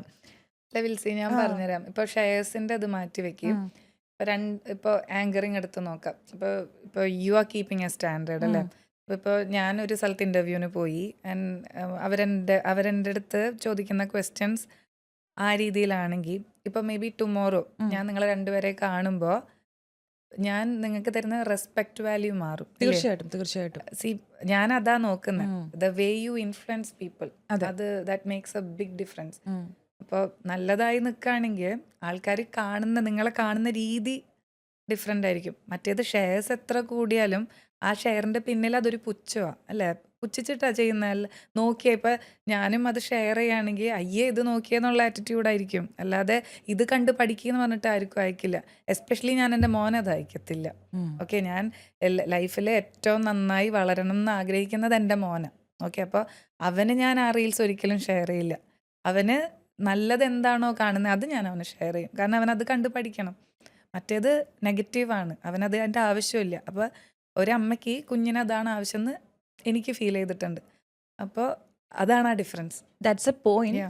പക്ഷേ സംഭവിക്കുന്ന വേറൊരു കാര്യം കൂടി ഉണ്ട്. അതായത് ഈ നെഗറ്റിവിറ്റി ഇങ്ങനെ കൂടുന്ന ആൾക്കാരെ അവർ പിന്നെ പബ്ലിക്കിൻ്റെ മുന്നിൽ ഒരു വലിയൊരു ഫെയിമായി മാറിക്കഴിഞ്ഞു. പിന്നെ ഇവരെ ഞാൻ നോക്കുന്ന സമയത്ത് ഓരോരോ ഇനാഗുറേഷന് ഗസ്റ്റായിട്ടൊക്കെ വിളിച്ച് ഇവരെ വലിയ സംഭവിക്കട്ടെ. പക്ഷെ എനിക്ക് മാത്രം തോന്നുന്നതാണ്, ഇത് എല്ലാവർക്കും തോന്നുന്നു എനിക്കറിയില്ല. സോ അതാണ് ഞാൻ പറഞ്ഞത്, എന്തിന് അവർ ഇൻഫ്ലുവൻസ് ചെയ്യേണ്ട ആവശ്യം എന്താണ്? മനസ്സിലായോ? അവർ ഇത്രയും നെഗറ്റിവിറ്റി സമൂഹത്തിന് സ്പ്രെഡ് ചെയ്യുമ്പോൾ ഞാൻ നോക്കുമ്പോൾ നെക്സ്റ്റ് ഡേയിൽ അവരൊരു വലിയ ഷോപ്പിലേക്ക് ആൾക്കാർ അവരെ ഗസ്റ്റായിട്ട് ഇൻവൈറ്റ് ചെയ്ത് അവർക്ക് ഇനാഗുറേഷൻ ചെയ്യുന്ന കാണുമ്പോൾ അവരെ കാണുന്ന ആൾക്കാർക്ക്, എസ്പെഷ്യലി ഇപ്പം കുട്ടികൾ വളർന്നു വരുന്നുണ്ട്, ഇപ്പം എന്ത് ഇൻഫ്ലുവൻസ് ആണ് അവർ ചെയ്യുന്നത്? പക്ഷെ അവരുടെ പ്രൊഫൈൽ നോക്കുവാണെങ്കിൽ ഇൻഫ്ലുവൻസർ അല്ല, ആ influencing, the way the influence, അത് ഒരു ഡിഫറൻസ് കൊണ്ടുവരുന്നുണ്ട്. ഇപ്പൊ എന്റെ മുന്നിൽ ആ ഒരു പറഞ്ഞു തീർന്നപ്പോ ഒരാളോട് പറഞ്ഞു തീർന്നപ്പോ എന്തൊരു ആശ്വാസം. അല്ല, ക്രൗഡ് പുള്ളിങ് അതാണ് എല്ലാവരും ഇപ്പൊ നെഗറ്റീവായിട്ടോ, നെഗറ്റീവ് എന്നല്ല, ഇങ്ങനെ വ്യത്യസ്തമായ രീതിയിൽ ഓരോന്ന് ചെയ്യുമ്പോഴാണ് ആൾക്കാർ അവിടെ കൂടുന്നത്. ഓക്കെ, അപ്പോൾ അതായിരിക്കാം. അല്ല, ഇന്റർവ്യൂസ് നമ്മൾ ഓൾറെഡി പറഞ്ഞു കഴിഞ്ഞു. ഇപ്പൊ ഞാൻ ആക്ച്വലി ആര്യയുടെ അടുത്ത് വന്നപ്പോഴേ ഞാൻ ചോദിച്ചു എന്തെങ്കിലും ക്വസ്റ്റ്യൻസ് ചോദിക്കാൻ പാടില്ലാത്ത എന്തെങ്കിലും ചോദ്യമാണ്. ഞാൻ വിശ്വസിക്കുന്ന ഒരു കാര്യമുണ്ട്, നമ്മുടെ മുന്നിൽ വരുന്നൊരു ഗസ്റ്റ്, ഇപ്പൊ ആര്യനെ സംബന്ധിച്ചിടത്തോളം ഒരു കുഞ്ഞു വാവേനെയൊക്കെ ഒറ്റയ്ക്കിട്ട് എൻ്റെ പോഡ്കാസ്റ്റിൽ ഇപ്പം നമ്മൾ 1 മണിക്കൂർ കഴിഞ്ഞു. അതിന് മുന്നേ ഓഫ് ദി ക്യാമറയിൽ ഒരു 1/2 മണിക്കൂറോളം ചളികൾ ഇടയ്ക്കിടയ്ക്ക് വാരി വിതറുന്നുണ്ട് മത്സരിച്ച്. അപ്പോൾ എനിക്ക് വേണ്ടി ടൈം സ്പെൻഡ് ചെയ്ത് ഇവിടെ വരുന്ന ഒരാളാണ്. അപ്പം ഞാനത് കീപ്പ് ചെയ്യണം, ആ ഒരു വാല്യൂ കീപ്പ് ചെയ്യണം. എനിക്ക് എൻ്റെ ഈ ഒരു പോഡ്കാസ്റ്റ് എത്ര പേര് കേൾക്കുന്നു, എൻ്റെ വീഡിയോ എത്ര റീച്ച് കിട്ടുന്നു, എന്നെ സംബന്ധിച്ചിടത്തോളം അത് അത്ര വലിയ ഇമ്പോർട്ടൻ്റ് അല്ല. ഞാൻ വരുന്ന ഗസ്റ്റിന്, എന്നെ കേൾക്കുന്ന, നമ്മുടെ പോഡ്കാസ്റ്റ് കേൾക്കുന്ന കാണുന്ന ആൾക്കാർക്ക് ഒരാൾക്കെങ്കിലും എന്തെങ്കിലും ഒരു പോസിറ്റിവിറ്റി എനിക്ക് സ്പ്രെഡ് ചെയ്യാൻ പറ്റുമോ, അത് ഇനഫ്. അല്ല, അതായിരിക്കണം ശരിക്കും ഉള്ളൊരു ഇപ്പൊ ആരും ഇവിടെ ഗസ്റ്റ്. അതെ, അടുത്ത ക്വസ്റ്റ്യൻ ചോദിക്കുന്നത് അതാണ് എൻ്റെ ക്വസ്റ്റ്യൻ. നമുക്ക് ക്വസ്റ്റ്യൻ ആൻസർ ഇല്ല, എനിക്ക് അതിനൊരു കഴിവില്ലാത്തൊരു കൊച്ചാ ഞാൻ. അപ്പൊ എൻ്റെ ക്വസ്റ്റ്യൻസ് തീരുമ്പോൾ ഞാൻ തന്നെ കുറച്ച് മോട്ടിവേഷൻ സ്പീക്കർ ആവും. അപ്പം നൈസ് അല്ലേ? പറയിപ്പിച്ചിട്ടൊക്കെ ഇവിടെ വരെ എത്താൻ ഞാൻ നൈസ് പറയാൻ വേണ്ടിട്ട് ഞാൻ എത്താൻ പെട്ടു ഒരു പാട്. എനിക്ക് ജ്യൂസ് മേടിച്ചരാന്ന് എല്ലാം ശരി സെറ്റ് ജ്യൂസ് വാങ്ങിച്ചു തരും. അതിന് മുന്നേ ഒരു കാര്യം ചോദിക്കട്ടെ, എന്താണ് അടുത്തൊരു ഡ്രീം? എന്താണ് അടുത്തൊരു ഡ്രീം? ഉണ്ട്. പക്ഷെ മറ്റേ ഡയലോഗ് ആണോ? സർപ്രൈസ് ആണോ? അതെ അതെ അതെ തീർച്ചയായും. അപ്പൊ എന്തായാലും അല്ല സ്വപ്നങ്ങൾ ഒരുപാട് നടക്കട്ടെ. കാരണം ഒരുപാട് സ്റ്റുഡൻസ് ഉണ്ട്, പിന്നെ വളരെ ബിസി ആയിട്ടുള്ള ഒരാളാണ് കേട്ടോ. സീരിയസ്ലി ഞാൻ പറയാണ്, തള്ളുന്നല്ല. കാരണം പിന്നെ ഒരു കാര്യം ചോദിക്കട്ടെ, ഈ ഫോൺ വിളിച്ചാലേ മെസ്സേജ് ആള് കാണാറേ ഇല്ല, വിളിച്ച ആളെ കിട്ടാറേ ഇല്ല. ഇല്ല എനിക്കറിയാം, എന്നോട് പറഞ്ഞിരുന്നു, വണ്ടിയിൽ വെച്ച് പറഞ്ഞിരുന്നു, വിൽസി എന്നെ വിളിച്ചാലും കിട്ടില്ല, എന്തിനാ എന്നെ വിളിച്ചത്, ഞാൻ ഇങ്ങനെ ആയിപ്പോയി. ഞാനത് ഒന്നും കമ്മിറ്റ് ചെയ്യില്ല. ഇപ്പൊ ഇനോഗ്രേഷൻ കോൾസോ അല്ലെങ്കിൽ എന്തെങ്കിലും ഇന്റർവ്യൂ മാക്സിമം പറയും. ലൈക്ക് ഞാൻ പറയാ ഓക്കെ ഞാൻ ചെയ്യാം, അത് പിന്നെ എനിക്ക് കമ്മിറ്റ്മെന്റ് ആയി, പിന്നെ എനിക്ക് ചിലപ്പോൾ പോകാൻ പറ്റത്തില്ല. അപ്പൊ അത് അവർക്കൊരു ബാഡ് ഇംപ്രഷൻ ഉണ്ടാക്കല്ലേ. അപ്പൊ അത് ഞാനത് മാക്സിമം അവോയ്ഡ് ചെയ്യാൻ നോക്കും. ബിസി ഇൻ ദ സെൻസ് ഞാൻ വീട്ടില് കിട്ടുന്ന സമയം ഞാൻ മാക്സിമം പിള്ളേരുടെ കൂടെ ഇരിക്കാൻ നോക്കും. അല്ല അത് എനിക്ക് മനസ്സിലാവും. കാരണം ഒരു കുഞ്ഞു വാവയുണ്ട്, 2 കുട്ടികളുണ്ട്, ഡാൻസ്, പ്രത്യേകിച്ച് ഇപ്പം ദുബായിലൊരു ഡാൻസ് സ്റ്റുഡിയോ ഒക്കെ ഇട്ടിട്ട് നമ്മൾ എപ്പോഴും നമ്മുടെ പ്രസൻസ് അവിടെ ഉണ്ടാവണം. അപ്പൊ അതിന് സമയം കിട്ടുക എന്ന് പറയുന്നത് വലിയ ബുദ്ധിമുട്ടാണ്. എല്ലാം പാരലലി കൊണ്ടുപോകണ്ടേ, മാനേജ് ചെയ്യണ്ടേ. ഈവൻ മൂവിന്റെ സെഷൻസ് ഉണ്ട്, സ്റ്റുഡിയോ ഉണ്ട്. മെയിൻ ആയിട്ട് മൂവിന്റെ സെക്ഷൻ എന്താണ്? അത് ഓൺലൈൻ വർക്ക്ഔട്ട് സെഷനാണ്. വർക്കൗട്ട് തന്നെ. ഒരു പക്ഷെ നമ്മളെ കേൾക്കുന്ന ആൾക്കാര് ചിലപ്പം ഇത് കേൾക്കുന്ന ആൾക്കാർക്ക് അവർ വിചാരിക്കുന്നുണ്ട് ഇവർ കുറെ നേരമായിട്ട് ഡാൻസിനെ പറ്റി പറയുന്നുണ്ട്, തലേനെ അടിച്ച് പൊട്ടിക്കുന്നതിനെ പറ്റി പറയുന്നുണ്ട്. പക്ഷെ ഇത് എവിടാണ്, എങ്ങനെയാണ് ജോയിൻ ചെയ്ത് നമുക്ക് ദുബായിലുള്ള ആൾക്കാർക്ക്? അല്ല അത് എല്ലായിടത്തും ഓൺലൈൻ സെഷനാണ്. നമുക്ക് പല സ്ഥലത്തുനിന്നുണ്ട്, ഓസ്ട്രേലിയ കുറെ സ്ഥലത്തുനിന്നുണ്ട്. ഓക്കെ, അപ്പോൾ ലേഡീസ് മാത്രമുള്ള എൻ്റെ ഒരു ഓൺലൈൻ സെഷൻ. അതിലെനിക്ക് അന്യൻ മോഡ് അങ്ങനെയൊന്നുമില്ല. ഞാൻ അവരെ ഭയങ്കരമായിട്ട് അല്ല പിന്നെ അല്ലാണ്ട് ഓൺലൈനിൽ ഇരിക്കുമ്പോൾ മറ്റേ അല്ല സാധനങ്ങൾ കസേര വിട്ട് പണ്ടത്തെ എറിയുന്ന എറിയാനോ അടിക്കാനോ ഓപ്ഷൻ ഇല്ലല്ലോ. ഞാനിവരെ മാക്സിമം വർക്ക്ഔട്ട് ചെയ്യിപ്പിക്കും. ഇല്ല അവരധികം ഒന്നും പറയത്തില്ല. എന്നാ ഞാൻ മറ്റേ പില്ലോ വന്നിട്ട് ഞാൻ അതിൽ അതിൽ അവരെ ചീത്ത പറയാൻ തോന്നത്തില്ല. കാരണം അവര് ഒരു 1 hour അവർക്ക് വേണ്ടി മാറ്റി വെക്കുന്ന 1 hour അത് എനിക്കാ തരുന്നത്. വിൽസി പറഞ്ഞ പോലെ ഞാൻ അതിന് ഒത്തിരി റെസ്പെക്ട് ചെയ്യുന്നുണ്ട്. തീർച്ചയായിട്ടും. അപ്പൊ ആ ഒരു സെഷൻ നല്ല അടിപൊളിയായിട്ട്. പക്ഷെ ഈ ഓൺലൈൻ സെഷൻ നമ്മൾ സാധാരണ ചെയ്യുന്നതിന് അത്രയും ഒരു എഫക്റ്റ് കിട്ടുന്നതായിട്ട് ഞാൻ അത്രയും എഫേർട്ട് ഇടുന്നുണ്ട് ആ ബാച്ചിന്. കാരണം 2 അഡ്മിൻസ് ഉണ്ട്, അവര് ഫുള്ള് നോക്കിയിരിക്കും എല്ലാരും ചെയ്യുന്ന പോസ്റ്റേഴ്സ് കറക്റ്റ് ആണ്. പിന്നെ നല്ലപോലെ പറഞ്ഞു കൊടുക്കും, എല്ലാം ഇങ്ങനെ കറക്റ്റായി നിന്നോളോ, ഫുൾ കറക്റ്റ് പൊസിഷൻ ഒക്കെ പറഞ്ഞു കൊടുത്ത് നന്നായി വാച്ച് ചെയ്യും. പിന്നെ ഹെൽത്ത് ഇഷ്യൂസ് ഉണ്ടെങ്കിൽ ഓൾട്ടർനേറ്റീവ് വർക്ക്ഔട്ട്സ് കൊടുക്കും. അങ്ങനെ അതൊരു 1 hour. പക്ഷെ നല്ല വ്യത്യാസമുണ്ട് കേട്ടോ. ഇപ്പോൾ ആദ്യം ജോയിൻ ചെയ്തവരൊക്കെ ഒരു 30-35 kg ഒക്കെ കുറച്ച് പേരുണ്ട്. ഈ ഓൺലൈൻ സെഷന്റെ കൂട്ടത്തിൽ നമ്മൾ എന്തെങ്കിലും ഡയറ്റ് പ്ലാൻ പറഞ്ഞു കൊടുക്കും? പ്ലാൻസും ചെറുതായിട്ട് അവർ ആദ്യം ആ ഒരു ട്രാക്കിലേക്ക് വീഴുമ്പോൾ ഫസ്റ്റ് തന്നെ വരുമ്പോൾ തന്നെ എല്ലാരെയും പിടിച്ച് പട്ടിണിക്കിടും, അങ്ങനെയൊന്നല്ല. ലൈക്ക് ഒരു നമ്മളുടെ ആ ഒരു ട്രാക്കിലേക്ക് ആകുമ്പോൾ നമുക്കൊരു ഐഡിയ കിട്ടും. പിന്നെ പതുക്കെ ഷുഗർ കട്ട് അത് ചാലഞ്ച് ആയിട്ട് ഇറക്കും. അപ്പൊ അത് നല്ല ഇൻട്രസ്റ്റിൽ ഇങ്ങനെ ഒരു കോളേജ് ഫീൽ ഇങ്ങനെ എല്ലാരും ചെയ്തു പോകും. ആരെ ഡയറ്റ് പ്ലാൻ പറയോ? ഡയറ്റ് പ്ലാൻ എന്റെ അല്ല ജസ്റ്റ് ഒരു അല്ല എന്നാലും ബേസിക് ആയിട്ട്. കാരണം ഇത് കാണുന്ന ആൾക്കാർ ഒരിക്കലും ഇത്രയും നല്ല സുന്ദരിയായിട്ട് ഒരാൾ എന്റെ മുന്നിൽ ഇരിക്കുകയാണ്, ഇത്രയും ഡയറ്റ് ഒക്കെ ചെയ്ത് എന്തെങ്കിലുമൊക്കെ ഉണ്ടാവുമല്ലോ. ചുമ്മാ അങ്ങോട്ട് പറയാം അങ്ങോട്ട്. ഞാൻ ഫുഡ് ഒത്തിരി കൺട്രോൾ ചെയ്യുന്നില്ല, കാരണം എപ്പോഴും ഫീഡിങ് ബേബി കുഞ്ഞല്ലേ. അപ്പോൾ രാവിലെ ബ്രേക്ക്ഫാസ്റ്റ് ഫുഡ് കൺട്രോൾ ചെയ്യും, പട്ടിണിയല്ല. ലൈക്ക് എനിക്ക് ആവശ്യത്തിനുള്ള ഫുഡ് കഴിച്ചിട്ട് ഞാൻ നിർത്തും. ബാക്കി നമ്മളുടെ ആർത്തിയ. ഇപ്പൊ ചിലപ്പോ എനിക്ക് 2 ചപ്പാത്തി കഴിച്ചാൽ എന്റെ വയറ് നിറയും, പക്ഷെ 4 എണ്ണം കഴിക്കും. കുറെ പേര് അങ്ങനെയില്ലേ, 4-5 പൊറോട്ട ഒക്കെ കഴിക്കുന്നവരുണ്ട്. ശരിക്കും 5-6 കഴിക്കും. കണ്ടിട്ട് തോന്നുന്നില്ലല്ലോ. 3 ഉള്ളൂ. ഓക്കെ, 2 എണ്ണം കഴിക്കുമ്പോ വയറ് നിറയാന്ന് വെച്ചാൽ വിശപ്പ് മാറി, പിന്നെ വരുന്നത് ആർത്തിയ. അത് കട്ട് ചെയ്യാൻ നോക്കാം. അപ്പൊ ഞാനത് നല്ലപോലെ ഫോളോ ചെയ്യുന്ന ഒരാൾ. പക്ഷെ അത് നമുക്ക് എങ്ങനെ കൺട്രോൾ ചെയ്യാം? ഇപ്പൊ നമുക്ക് ഇഷ്ടപ്പെട്ട ഭക്ഷണം നമ്മുടെ മുന്നിൽ ഇരിക്കണം. Slow eating.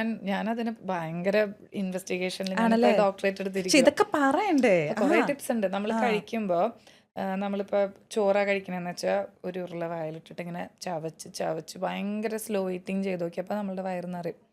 അല്ലെങ്കിൽ പിന്നെ എന്തെങ്കിലും ഒരു ബ്രേക്ക്, ഇപ്പൊ പെട്ടെന്ന് ആരെങ്കിലും വിളിച്ചിട്ട് നമുക്കൊന്ന് അവിടെ നിന്ന് അതിനൊന്ന് നമ്മള് ഡീവിയേറ്റ് ആയി പോയാൽ പിന്നെ ആ വിശപ്പ് മാറും. അതങ്ങനെയുണ്ട്.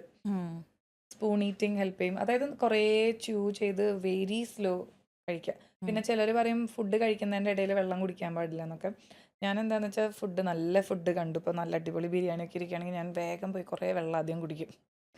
ഓക്കെ, പിന്നെ എവിടെയോ ഒരു ചെറിയൊരു കൺട്രോൾ കിട്ടും. അങ്ങനെ ഫുഡ് കൺട്രോൾ ചെയ്യാൻ നോക്കിയാൽ മതി. അല്ലാണ്ട് നമ്മളിങ്ങനെ സ്റ്റാർവ് ചെയ്തിരുന്നിട്ട് അതൊന്നും അത്ര ഹെൽത്തി വേ ഓഫ് ഡയറ്റിംഗ് അല്ല. ഞാൻ ആലോചിക്കുന്നത് അല്ല എന്ത് എടുക്കാൻ പറഞ്ഞേ സപ്ലിമെന്റ്സ് എന്തൊക്കെ സപ്ലിമെന്റ്സ് ആണ് ഒരാളൊരു ബേസിക് നമ്മുടെ എസ്പെഷ്യലി UAE ഒരു ക്ലൈമറ്റ് പ്രകാരം അല്ലെങ്കിൽ വൈറ്റമിൻ ഡി. കാരണം ഞാനിപ്പോഴാണ് അറിഞ്ഞ് വൈറ്റമിൻ ഡി ലൈക്ക് ബിലോ 5 ഒക്കെ വന്ന chances of getting thyroid is high. അത് നേരെ തൈറോയിഡിന് വരും. അപ്പോൾ അത് ശ്രദ്ധിക്കണം. പിന്നെ മൾട്ടി വൈറ്റമിൻ ഇടയ്ക്ക് എടുക്കാം. പിന്നെ ഫീഡിങ് ആണെങ്കിൽ ഡെഫിനറ്റ്ലി കാൽഷ്യം, അയൺ. അപ്പോൾ ഞാനിത് ഒരു സമയത്ത് സ്റ്റോപ്പ് ചെയ്തിരുന്നു. So then when I started dancing എനിക്ക് ഭയങ്കര നീ പെയിൻ ഉണ്ടായിരുന്നു, ജോയിൻറ്റ് പെയിൻ. പിന്നെ കാൽഷ്യം എടുത്തപ്പോൾ ഒരു ലെവൽ വരെ നിർത്താൻ പറ്റി. അപ്പോൾ അതും ശ്രദ്ധിക്കുന്നുണ്ട്. നല്ലപോലെ വെള്ളം കുടിച്ചുകൊണ്ടിരിക്കുക. അപ്പോൾ ചിലർ മറന്നു പോവും. എനിക്ക് ആ ഹാബിറ്റ് ഉണ്ട്, ഞാൻ മറന്നു പോവും വെള്ളം കുടിക്കാൻ. എനിക്ക് പൊതുവേ ദാഹം കുറവാണ്. ഞാനിടയ്ക്ക് എന്താ ചെയ്യാന്നറിയോ, എല്ലാം സുലൈമാനി കുടിക്കുക. അയ്യോ സുലൈമാനി ദാഹം എന്ന് പറഞ്ഞപ്പോഴേ നല്ലതായിട്ട് വെള്ളം കുടിക്കുക. വെള്ളം കുടിച്ച് എപ്പോഴും ഹൈഡ്രേറ്റഡ് ആയിട്ടിരിക്കുക. എസ്പെഷ്യലി വർക്കൗട്ട് ഒക്കെ ചെയ്യുമ്പോൾ എന്തെങ്കിലും ഫിസിക്കൽ ആക്ടിവിറ്റിയിൽ നിങ്ങൾ ഇൻവോൾവ് ആണെങ്കിൽ.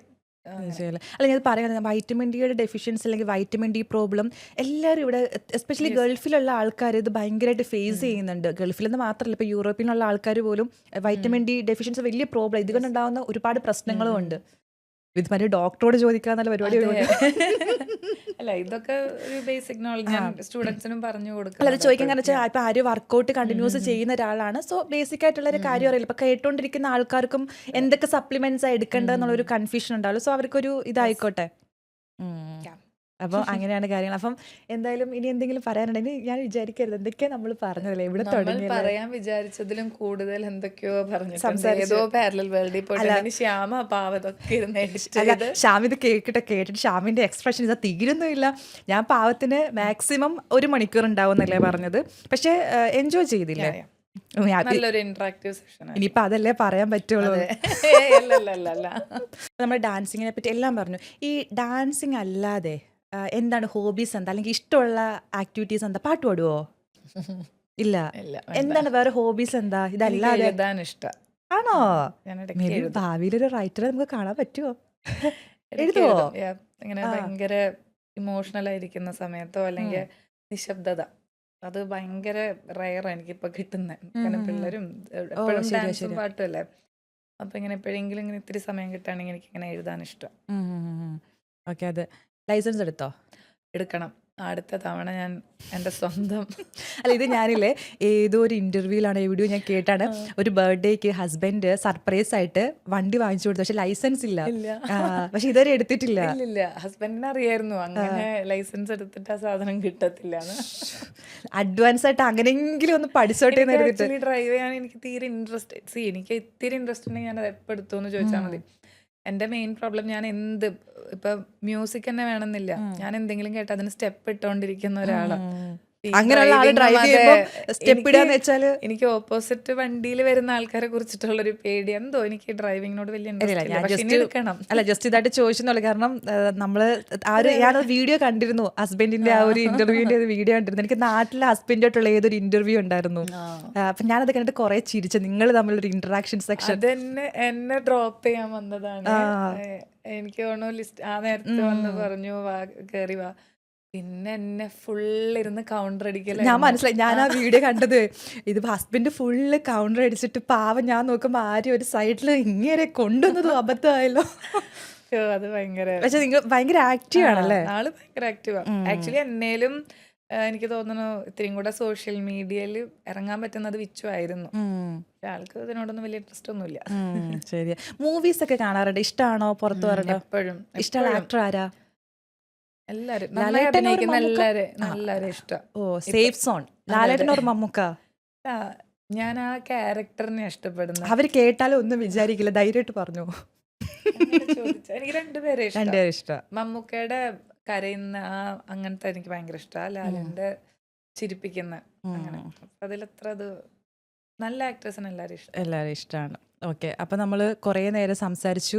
നമുക്ക് കുറേ കാര്യങ്ങൾ സംസാരിക്കാനുണ്ടായിരുന്നു. പക്ഷേ മേ ബി ഇൻ ഫ്യൂച്ചറിൽ നമുക്ക് സംസാരിക്കാൻ ഒരു അവസരം കൂടെ കിട്ടട്ടെ. അപ്പോൾ സർപ്രൈസ് പറയാം. ഓക്കെ.